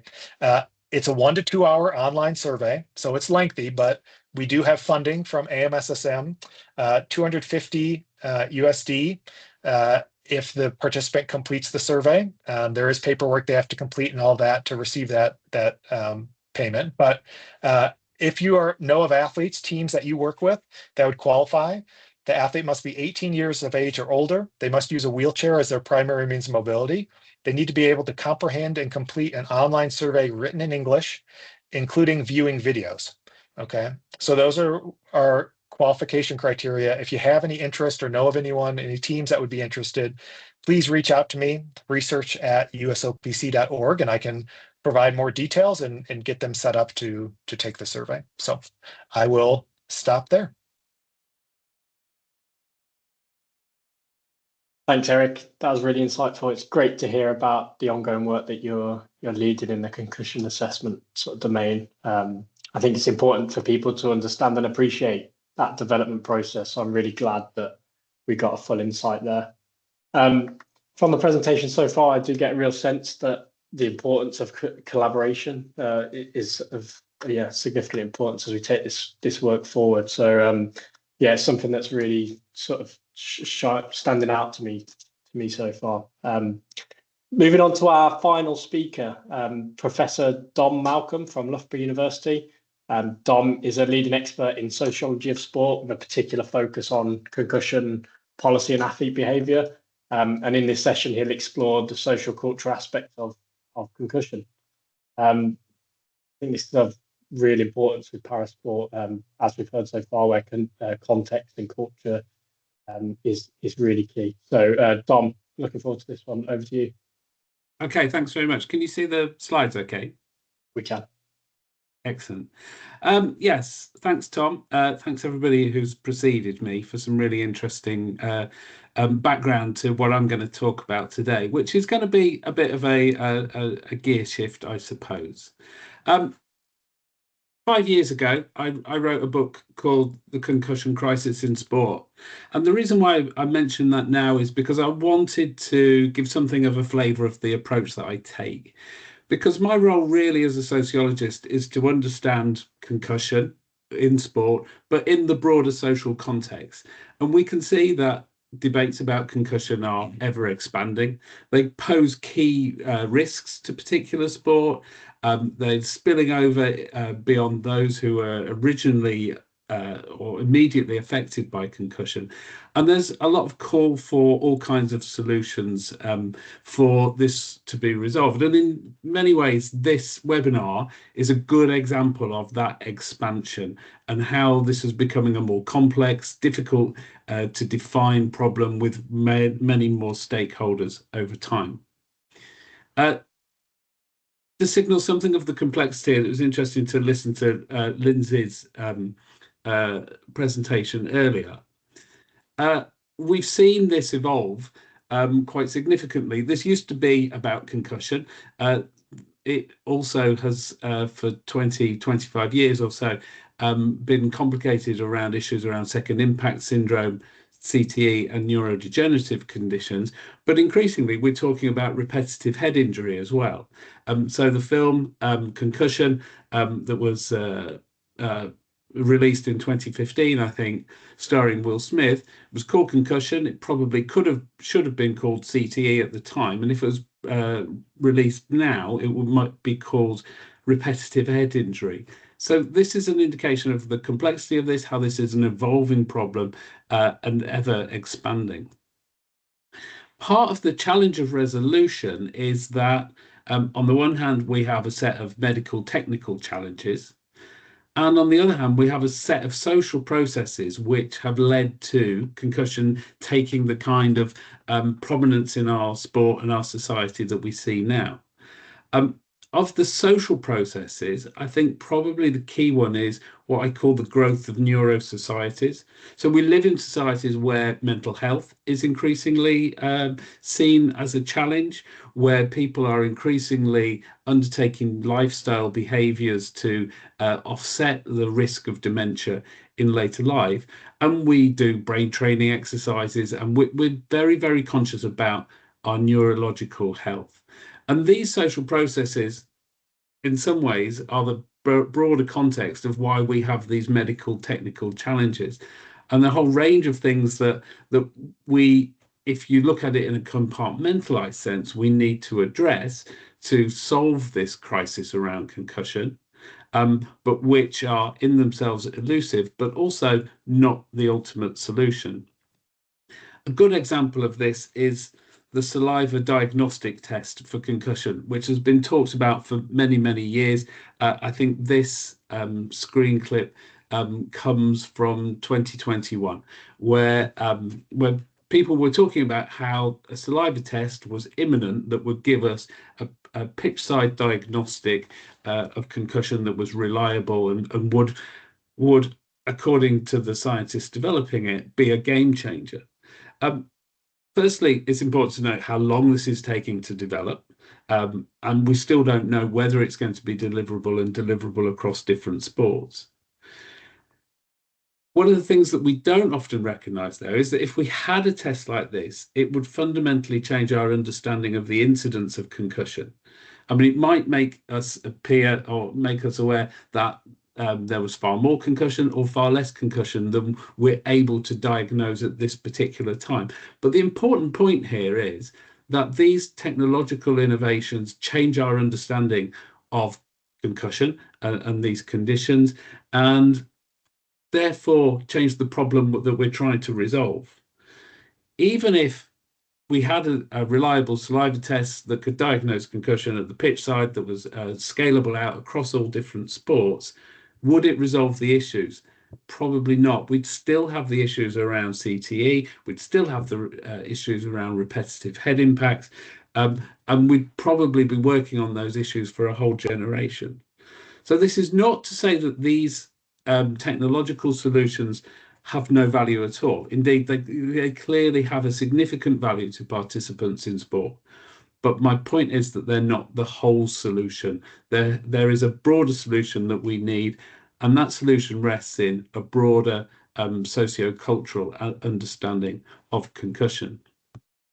Now, fortunately, I suppose for me, there's a growing recognition of the importance of these kind of solutions. First mentioned in the 2017 consensus statement that Paul McCrory was lead investigator for, identified education and socio-cultural factors. The latest consensus statement changed significantly, I think, with the appointment of Mike McNamee to the scientific committee. Now, Mike McNamee, for those who don't know him, is a professor of applied sports ethics. So not really in the socio-cultural domain, but he's brought important aspects of the socio-cultural perspective to the consensus statements, and there's plenty of promise about what this might look like in future, about why we need to expand in terms of disciplines and work together to provide solutions which are not only technical but are culturally and structurally and socially embedded. Tom, just quickly, your slide is still on the first slide. I've just realised that we're not following you. I don't know if you shared the presentation rather than the screen. That could be a reason for it. There we go. Yeah. Okay. That's clicking through now. No, it's good to see the slides. Yeah. Okay. Good. Thanks, Tom, for picking that up. Yeah. So growing recognition of the socio-cultural. That this comes in 2017 with a focus on education and speaks to a lot of promise about how this might be expanded in future and across a range of different disciplines to be involved. Fortunately, it's all been context so far. So part of that narrative or about the growing impact of or role of the socio-cultural is around a cause for cultural change. And I want to be quite specific about what I mean by this and how this differs from what I think a lot of other people talk about in terms of cultural change. So you'll see from this quote from Sarmiento, which I think is quite reflective of the broader approach to cultural change, that there's a strong emphasis on the role of the individual.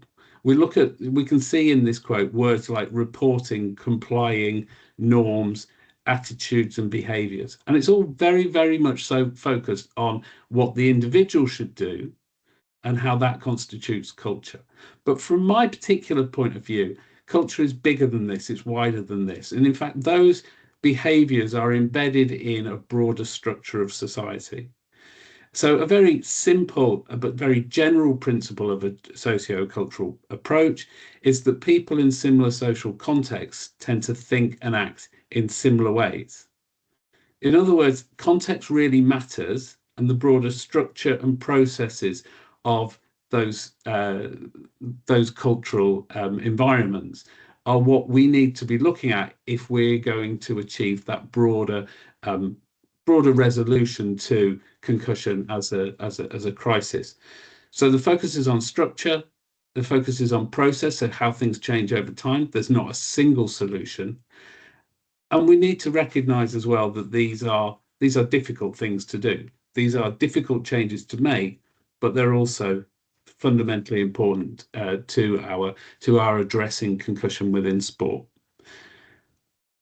For the second half of the presentation, I'm going to focus on three cases or case studies that of work that I'm involved in, which progressively show the complexity of this, but also the promise of a socio-cultural approach.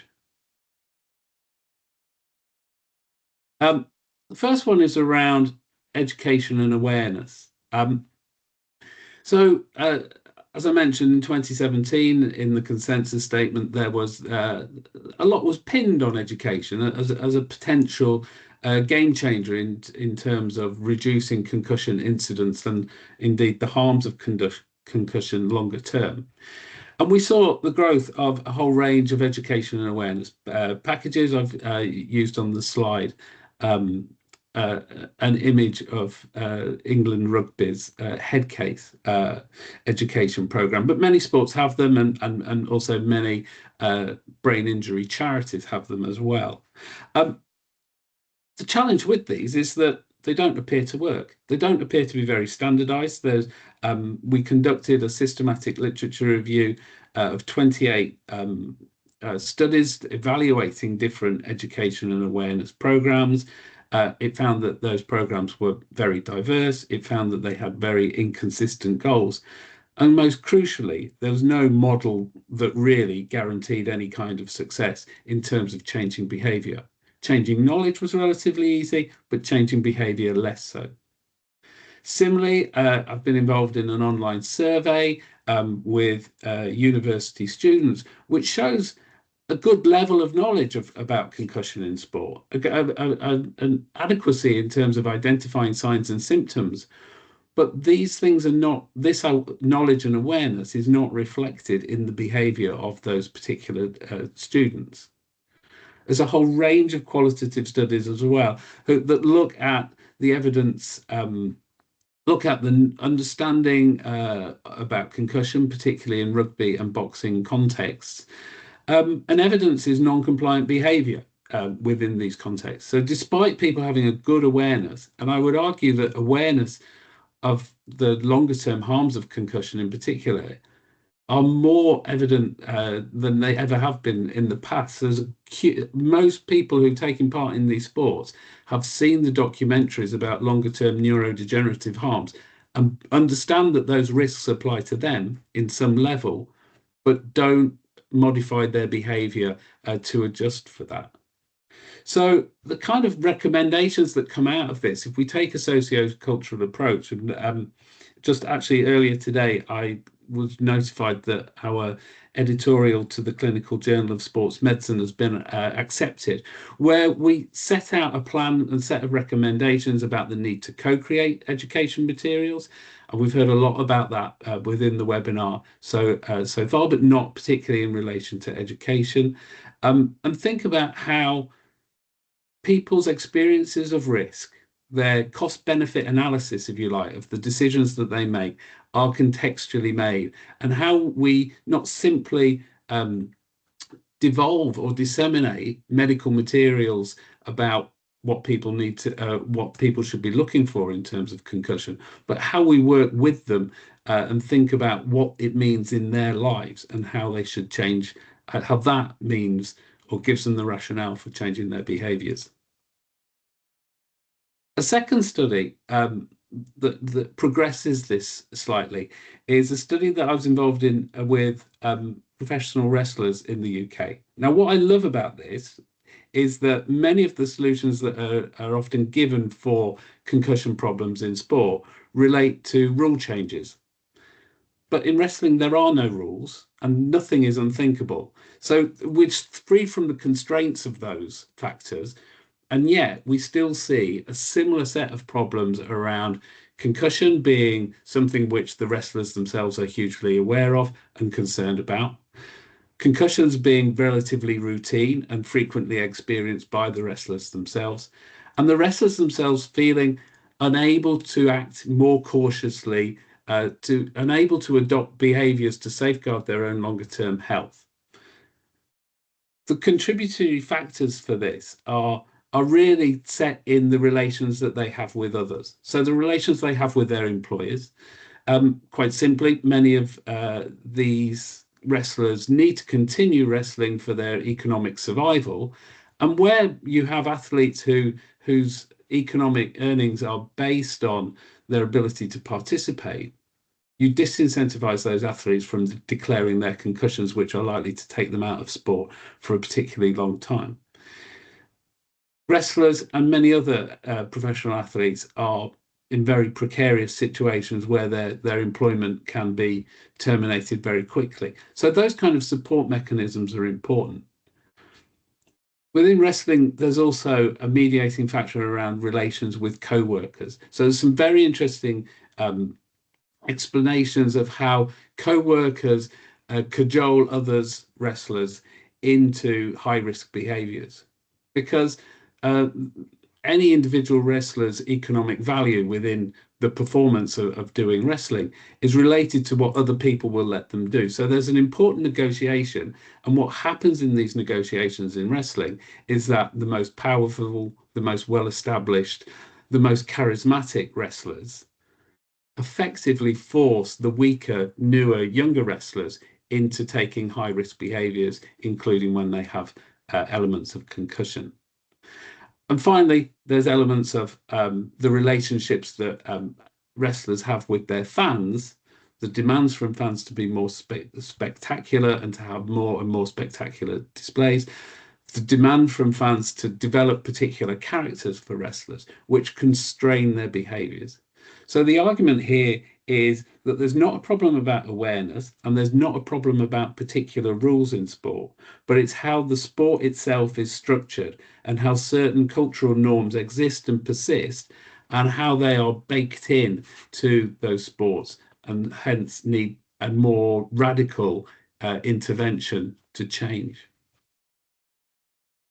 The final case that I'm going to use to illustrate this, which is again is the most ambitious and most complex of the three examples I've given you today, revolves around some work I've done about concussion in the British university sport ecosystem, as I call it.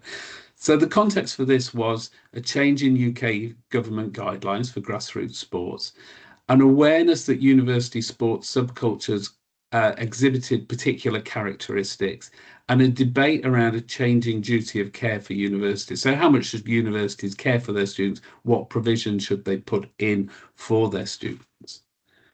And the things that we found within this study was that the social life of students meant that taking precautious behaviours over concussion was particularly difficult. Student social lives revolve around loud noises and alcohol, neither of which is particularly conducive to recovery from concussion. University students are going through a delicate phase of friendship transitions. It's much easier to say to somebody who's been a friend of yours for 30 years that you're not able to see them than it is to say that to somebody who you've only known for 6-10 weeks. Those different relationship pressures create the conditions in which athletes are likely to disregard what they know they should be doing in terms of looking after their health. Within universities as well, what we saw was that UK government guidelines were not particularly being followed, particularly in terms of return to learn. Within the domestic settings or the residential settings of universities, there were questions about who was caring for the athlete, whether they were properly monitored after a concussion, and who was taking responsibility for those individuals. Within the sports setting, we identified problems in terms of how concussions were managed. It's fine, it's relatively easy for coaches or medical staff to take athletes out of the game, but what happens after that? Where's that longer term continuity of care? The potential for this socio-cultural approach is best illustrated, and I have my fingers crossed here because this is still work that is ongoing, in a best practice model for the management of sport-related concussion in UK higher education. So I'm currently working with British universities and colleges sport. I'm chairing a working group that consists of directors of sport, medics, and also officers from the British universities and colleges sport. And we've identified a 15-point plan which would be operationalised by 6 primary stakeholder groups within UK universities. So it's a very holistic approach, but it's also a very joined up approach. So we don't just need coaches to be more aware of their obligations to players who have concussions. We need university leadership to signal that this is important to the university as a whole and that this is something that these institutions are committed to. And we've identified 5 cross-cutting themes in this 15-point plan to span everything from education, providing education to those involved, making sure that the initial response is correct, making sure that there's a proper reporting system, making sure that they embed a return to learn process, and then finally a return to sport process as well.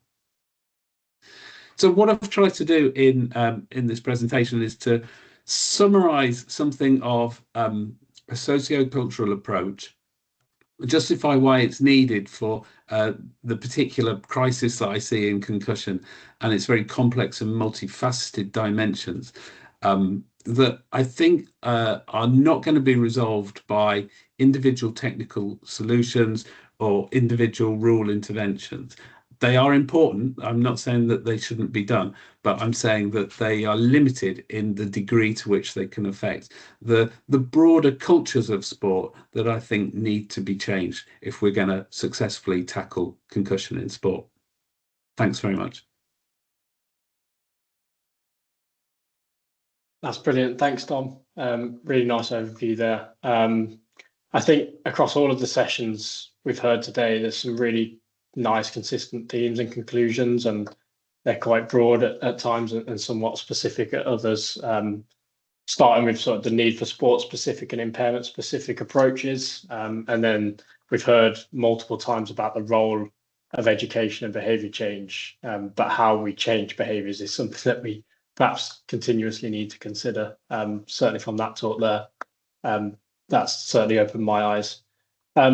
So I'd now like to move on to a panel discussion where I invite all the speakers just to perhaps turn back on their cameras and unmute themselves.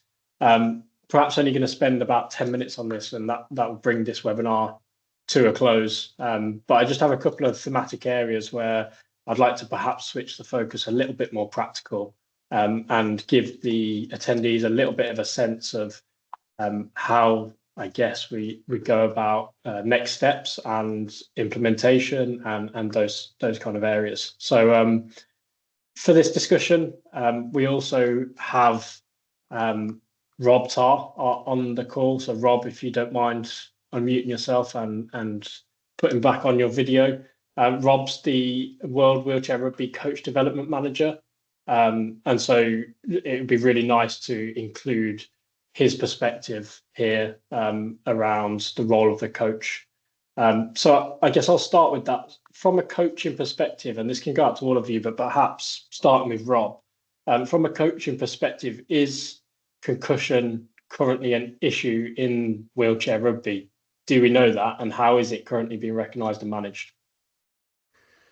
Well, winding back the years, Tom, obviously rugby was not, wheelchair rugby was unaware of concussion like the RFU, but since the sport has become more functional and faster, more people tend to be coming out of the chairs now, so there's that more awareness.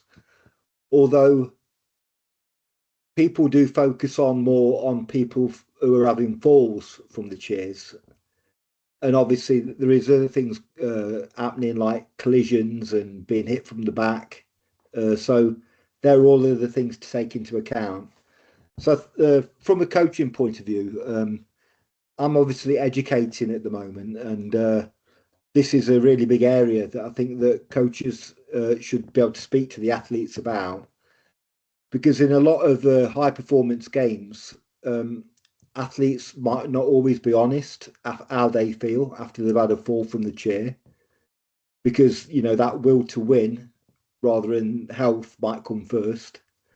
And if the coach doesn't understand the behaviours of somebody with possible concussion, then they obviously can't step in and give the athlete the advice. I know in competition areas, you've always got people in the background, specialist people, to step in and give the advice that you need. But obviously in the training environment, you know, even in training, it's still a full contact sport. So if somebody was injured in training and was concussed, again, the coach and the athletes need to be aware of how to deal with these problems.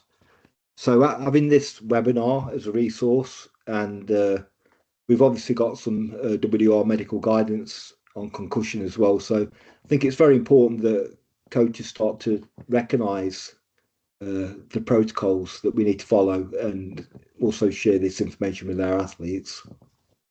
Thanks, Rob.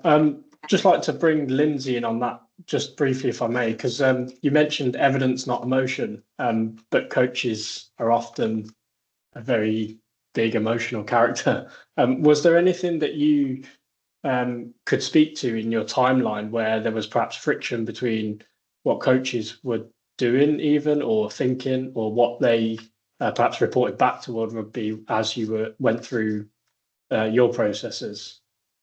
Yeah, for sure. I think it would probably be fair to say that every single step of our timeline has friction predominantly from coaches, and that's absolutely not from a lack of kind of importance of concussion, or them thinking that it shouldn't be done, or that these are the incorrect decisions to be making, but where there's a perceived clash of intention, in that the coach's intention and priority is to performance and to win the match, and player welfare's intention and priority is to look after players.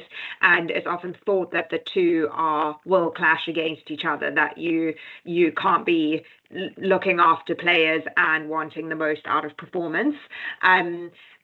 But at the end of the day, there's the bigger picture of even in the short term, your performance may be hindered because you don't have a player available to play because of concussion or because of injury.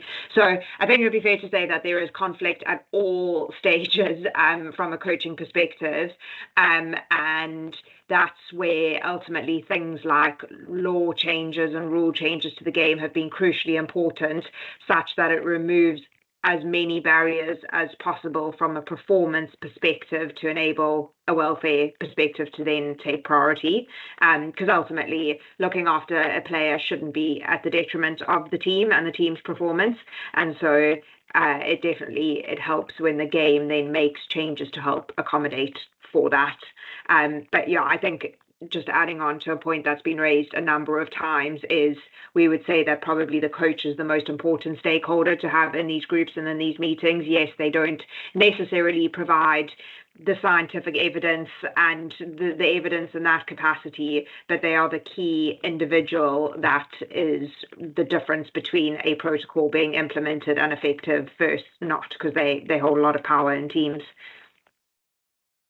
That's great. Dom, do you just pulling on what you said about co-creation, what's your experience with including coaches in that conversation as well? Lindsay kind of touched upon it there. I didn't know if you wanted to add anything to that. Yeah, I mean, the research that I've seen around this has mainly shown that coaches are resistant, and to some extent that's because they have a different set of goals and its priority is about performance rather than health. It's also because they're being asked to do something that's really difficult. I mean, I have quite a lot of sympathy for coaches and referees now as well, who are being asked to intervene in concussion management when it's not necessarily what they were trained to do or really wanted to do, or see them set their roles being centrally about. What I think I'd like to see in terms of that broader cultural change is maybe more celebration of coaches who look after athlete welfare. You know, we know who the most successful coaches are in terms of playing, but I don't think we know who the best coaches are in terms of looking after their athletes. And if we gave them more of an incentive to do that, then I think they'd be more compliant. That's a really interesting take. Yeah. I suppose moving the conversation slightly more to the assessment side of things, just to bring in Eric and Rachel. As a new tool like the SCAT6 wheelchair are developed, what are the barriers to implementation that you foresee? Specific to wheelchair rugby, if you can, because that's kind of the webinar.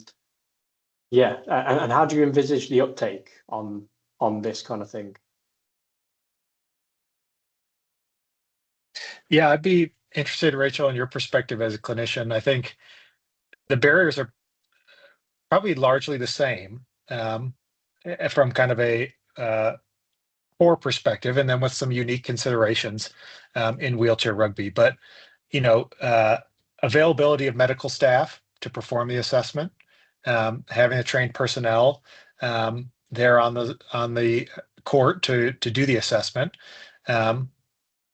And then the feasibility in terms of time constraints. And I think that's very similar to the SCAT itself, where the tool has grown in length over time, and I think that has become a barrier to implementation in certain settings.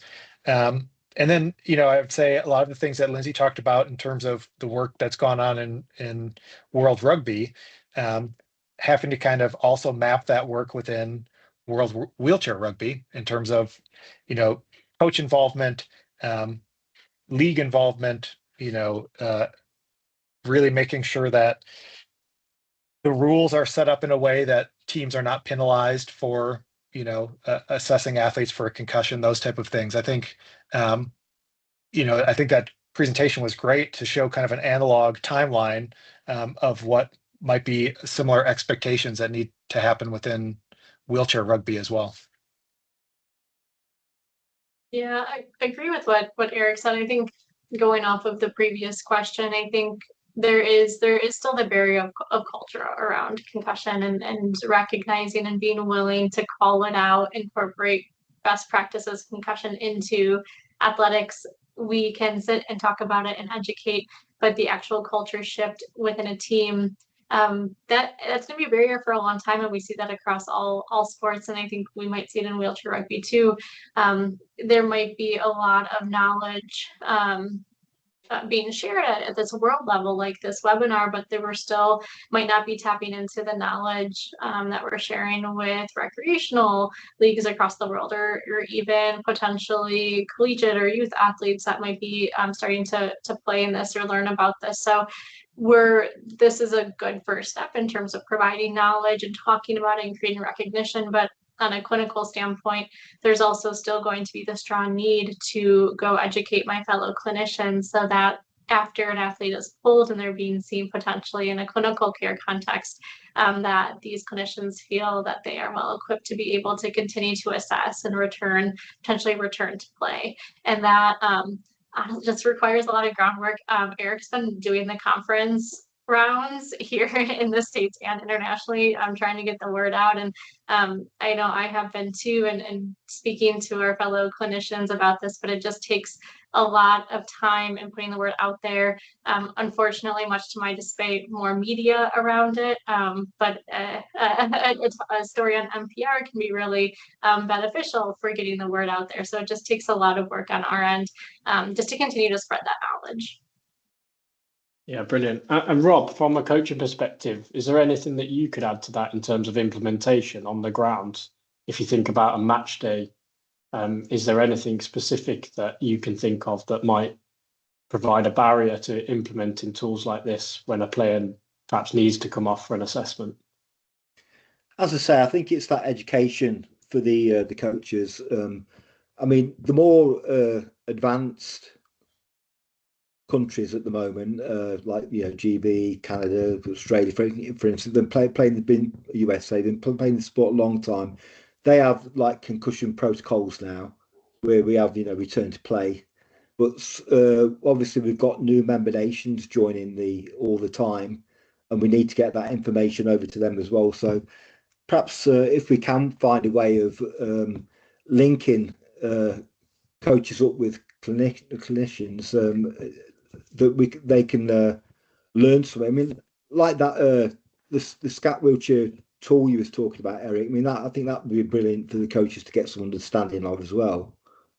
And yes, and then just spread the word when we're going to these competitions. And also the coaches need to understand if they're in doubt of a player, that player needs to be taken out and it needs to be the line needs to be replaced.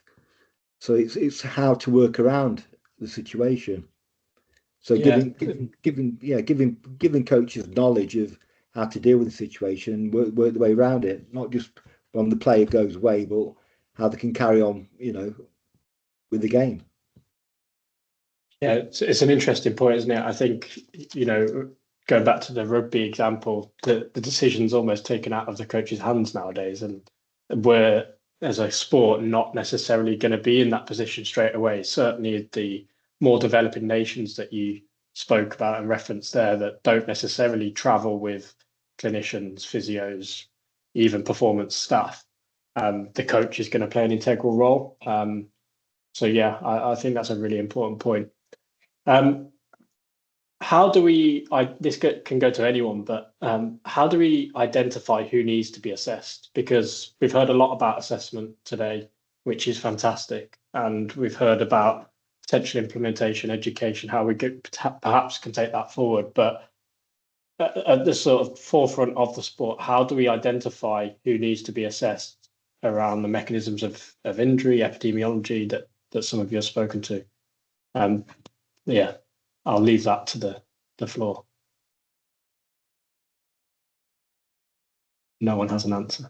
I can start us off from a clinician standpoint. I don't do much sideline work personally, but I guess when we think about mechanisms of injury and force, we don't have that perfect measure of, what is the force, what is the exact mechanism, and that, perfect box of checks of this is exactly what we're looking for when we think about a sport like wheelchair rugby. We're thinking about, I think it was mentioned previously, not only a fall and a hit to the head, but that kind of whiplash, hard motion of the head back and forth, a head-to-head collision, a potential head-to-chair, or even just some type of rocking force that might kind of rock the athlete, potentially just pull and quick assess of just make sure they're talking and doing okay, and you might not need to do the full assessment, but if there seems to be a pretty hard force and there's some type of hit or whiplash to the head, even just being a cautious pull, not really worried that you're not worried, pull them in. Now, if we start to see alterations, they look dizzy, they kind of shake it off, they respond a little slower, definitely a pull and more robust assessment. Those start to be the signs of, we're inching towards potential concussion. We want to be more conservative. I always personally practice and try to teach on a more conservative level. It can be disruptive to gameplay and match play, and I understand that, but as was discussed when we talk about long-term impacts and things like that, being conservative is really the best place to be right now. I'd second that of Rachel's, I think, and there's two angles we can look at it, which is, I think, exactly what Rachel said. It's identifying symptoms which are possibly, and a lot of the time, harder to pick up. And if we are talking about coaches being the ones to be identifying potential concussions or players that need to be assessed, arguably it might be harder for a coach to identify those symptoms than a clinician, for example, who sees this day in, day out. So in the absence of that, it's then moving on to the mechanism. So when there's been an event that has the potential to cause concussion, and those, exactly Rachel named them, those can be listed. And so in the absence of having a huge amount of resource to be able to identify potential incidents, is lowering the bar, being cautious, and when there has been an event that has the potential to cause concussion, those events can be listed, is getting the player seen too. That's great input. Yeah, thanks, Lindsay. That's a really nice way of sort of rounding that piece off in some way. Rob, just to bring you back in, just briefly, there's been some fairly recent rule updates and rule changes in wheelchair rugby around female classification, around trying to potentially speed up the game using 8 seconds instead of 10 seconds for dribbles and inbounds and things like that, taking away timeouts. Do you think this might have an influence on going forward on the amount of potential triggers or mechanisms of injury specifically related to concussion that was mentioned just now? Well, the rule changes have been mainly developed to help the defence. But now, at one time, obviously players had a timeout. Now players don't have that timeout. So in times of trouble, where before they could have called a timeout, Tom, then that's gone now. And I think the fact that all the times have been reduced, it's sort of sped the game up. So people are pushing out around the court a lot more. And obviously, we talked about, we really are concentrating on female participation at the moment. We've altered the classification to get more women playing the sport. But there has been a lot of studies going on about the impact that when women have an impact hit, it's different from when the guys get hit. That's been one of the outcomes from the studies that they've done on the women, you know, or they just lack that strength that the men in the same classification when they're being hit. Okay, interesting. So that's probably a call, given that it's a mixed sex sport, that we take into consideration the male-female comparison as well, somewhat. And I guess that's probably a new area in the context of concussion in some ways. I guess finally, just to round off, and then I'll see if there's any questions in the Q&A. For each of you, if there's one gap that potentially needs solving next in wheelchair rugby specifically, in relation to concussion, what would that be?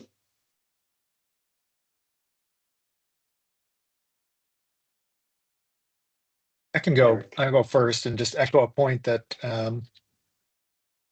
was just made by Rob. And I think as we develop these tools from an assessment standpoint, you know, really now figuring out the barriers and how to overcome barriers to implementation, working with the coaches at all levels to understand, okay, how can we actually help these tools be used in practice and refine them further so that they fit within the sport, but that also you know, the sport fits the tool as well. And so there may be rule changes or whatever, or it may be, you know, some tweaks to the tool and further versions. So trying to figure out those actual kind of implementation barriers, going back to Lindsay's talk and the work there with World Rugby, kind of starting that same path with World Wheelchair Rugby. Brilliant. Thanks, Eric. Would anyone else like to comment on that? I'm happy to comment after Eric, because I think it probably speaks to his point, and that I think my thoughts would be, whilst all of that is going on in terms of refining these tools, validating them, working around implementation barriers, etc., is what can happen now is identifying potential events and being cautious around looking after those players. So alongside all of the kind of next steps being worked through from a screening perspective, assessments, etc., is making sure that the events that, for the most part, are happening now are being picked up, and a conservative approach is being taken to look after those players, as opposed to waiting until you've got the next iteration of this process better set up and ready to implement. So start, I guess, just really simple and pick up the ones that are happening as much as you can. Brilliant. Thanks, Lindsay. Great point. Sorry, Tom, I was just going. Oh, go ahead. I was just going to say, obviously, the difference as well with parasport is obviously we've got lots of different disabilities. I mean, I know recently one of our female players has cerebral palsy, and she took a lot longer time to recover on the come back to play protocol. So that's probably another thing that we need to be aware of, that obviously different disabilities concussion might affect them differently. Yeah, impairment specific sort of guidelines, yeah, for sure. Brilliant. Rachel, I think you wanted to say something. Yeah, just briefly, sort of off of Lindsay's talk, I think something that, this might be a cop-out answer, but something that's always on my mind is prevention, right? We can assess and manage, but our goal as clinicians and researchers is to find the best ways to prevent these events as much as possible. So there's been so much work in World Rugby on preventative measures and trying these out and across many different sports. And so being able to modify and adapt those prevention techniques, whether it be how we play, rules to play, implementing different devices, helmets, gear, etc. There's just still so much prevention work to be done across the board. So I think that will always be an area to keep working on. And finally, Dom. Yeah, so something a little left field from me, I suppose. My watchword would be equality. Of the 4 principles of medical ethics, it's the one that possibly gets dropped off quite easily. So my concerns would be about scalability, developing tools that can be taken across the sport for different levels of organisational complexity and economic resources. That's brilliant. Thank you very much. I'm just going to quickly check the chat. So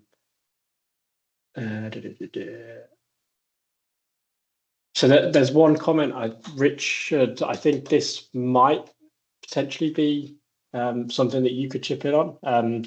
Shouldn't a team be allowed to exceed 8 points on court in case it needs to take someone with a potential concussion out of the game, and it doesn't have to have a substitute extra player with an equivalent classification point? Yeah, I mean, I'll try and sort of comment on it, which is, I think is perhaps the reason behind that, because actually we've talked about a pressure on athletes and coaches to compete, and so you can see that comes from a place of that would allow us to do a substitution. If we take that as a broad answer, would that help reduce the pressure on a coach in terms of a performance benefit? And so it comes from a good place. Obviously I couldn't comment on whether that would work or not. You could look at that and say, well, I know I sport, so when you start to exceed 8 points on court, it means there is more functional ability on court, which then potentially can lead to injury, and that injury may be concussion, but it may be other injuries. So there's some complexities with that, but a really good question, and I think presented from a good place. Brilliant. Thanks, Richard. Just conscious of time, just before we close this webinar, I'd just like to extend my thanks on behalf of Loughborough and World Wheelchair Rugby to all of our speakers and panelists for their contribution today. I think from our perspective, today is very much a starting point, helping to shape future research, partnerships, and hopefully better support for athlete welfare across parasport, not just necessarily wheelchair rugby. So yeah, finally, thank you to everyone who joined us today and stayed for the duration. I know it was a bit of a long webinar without a break.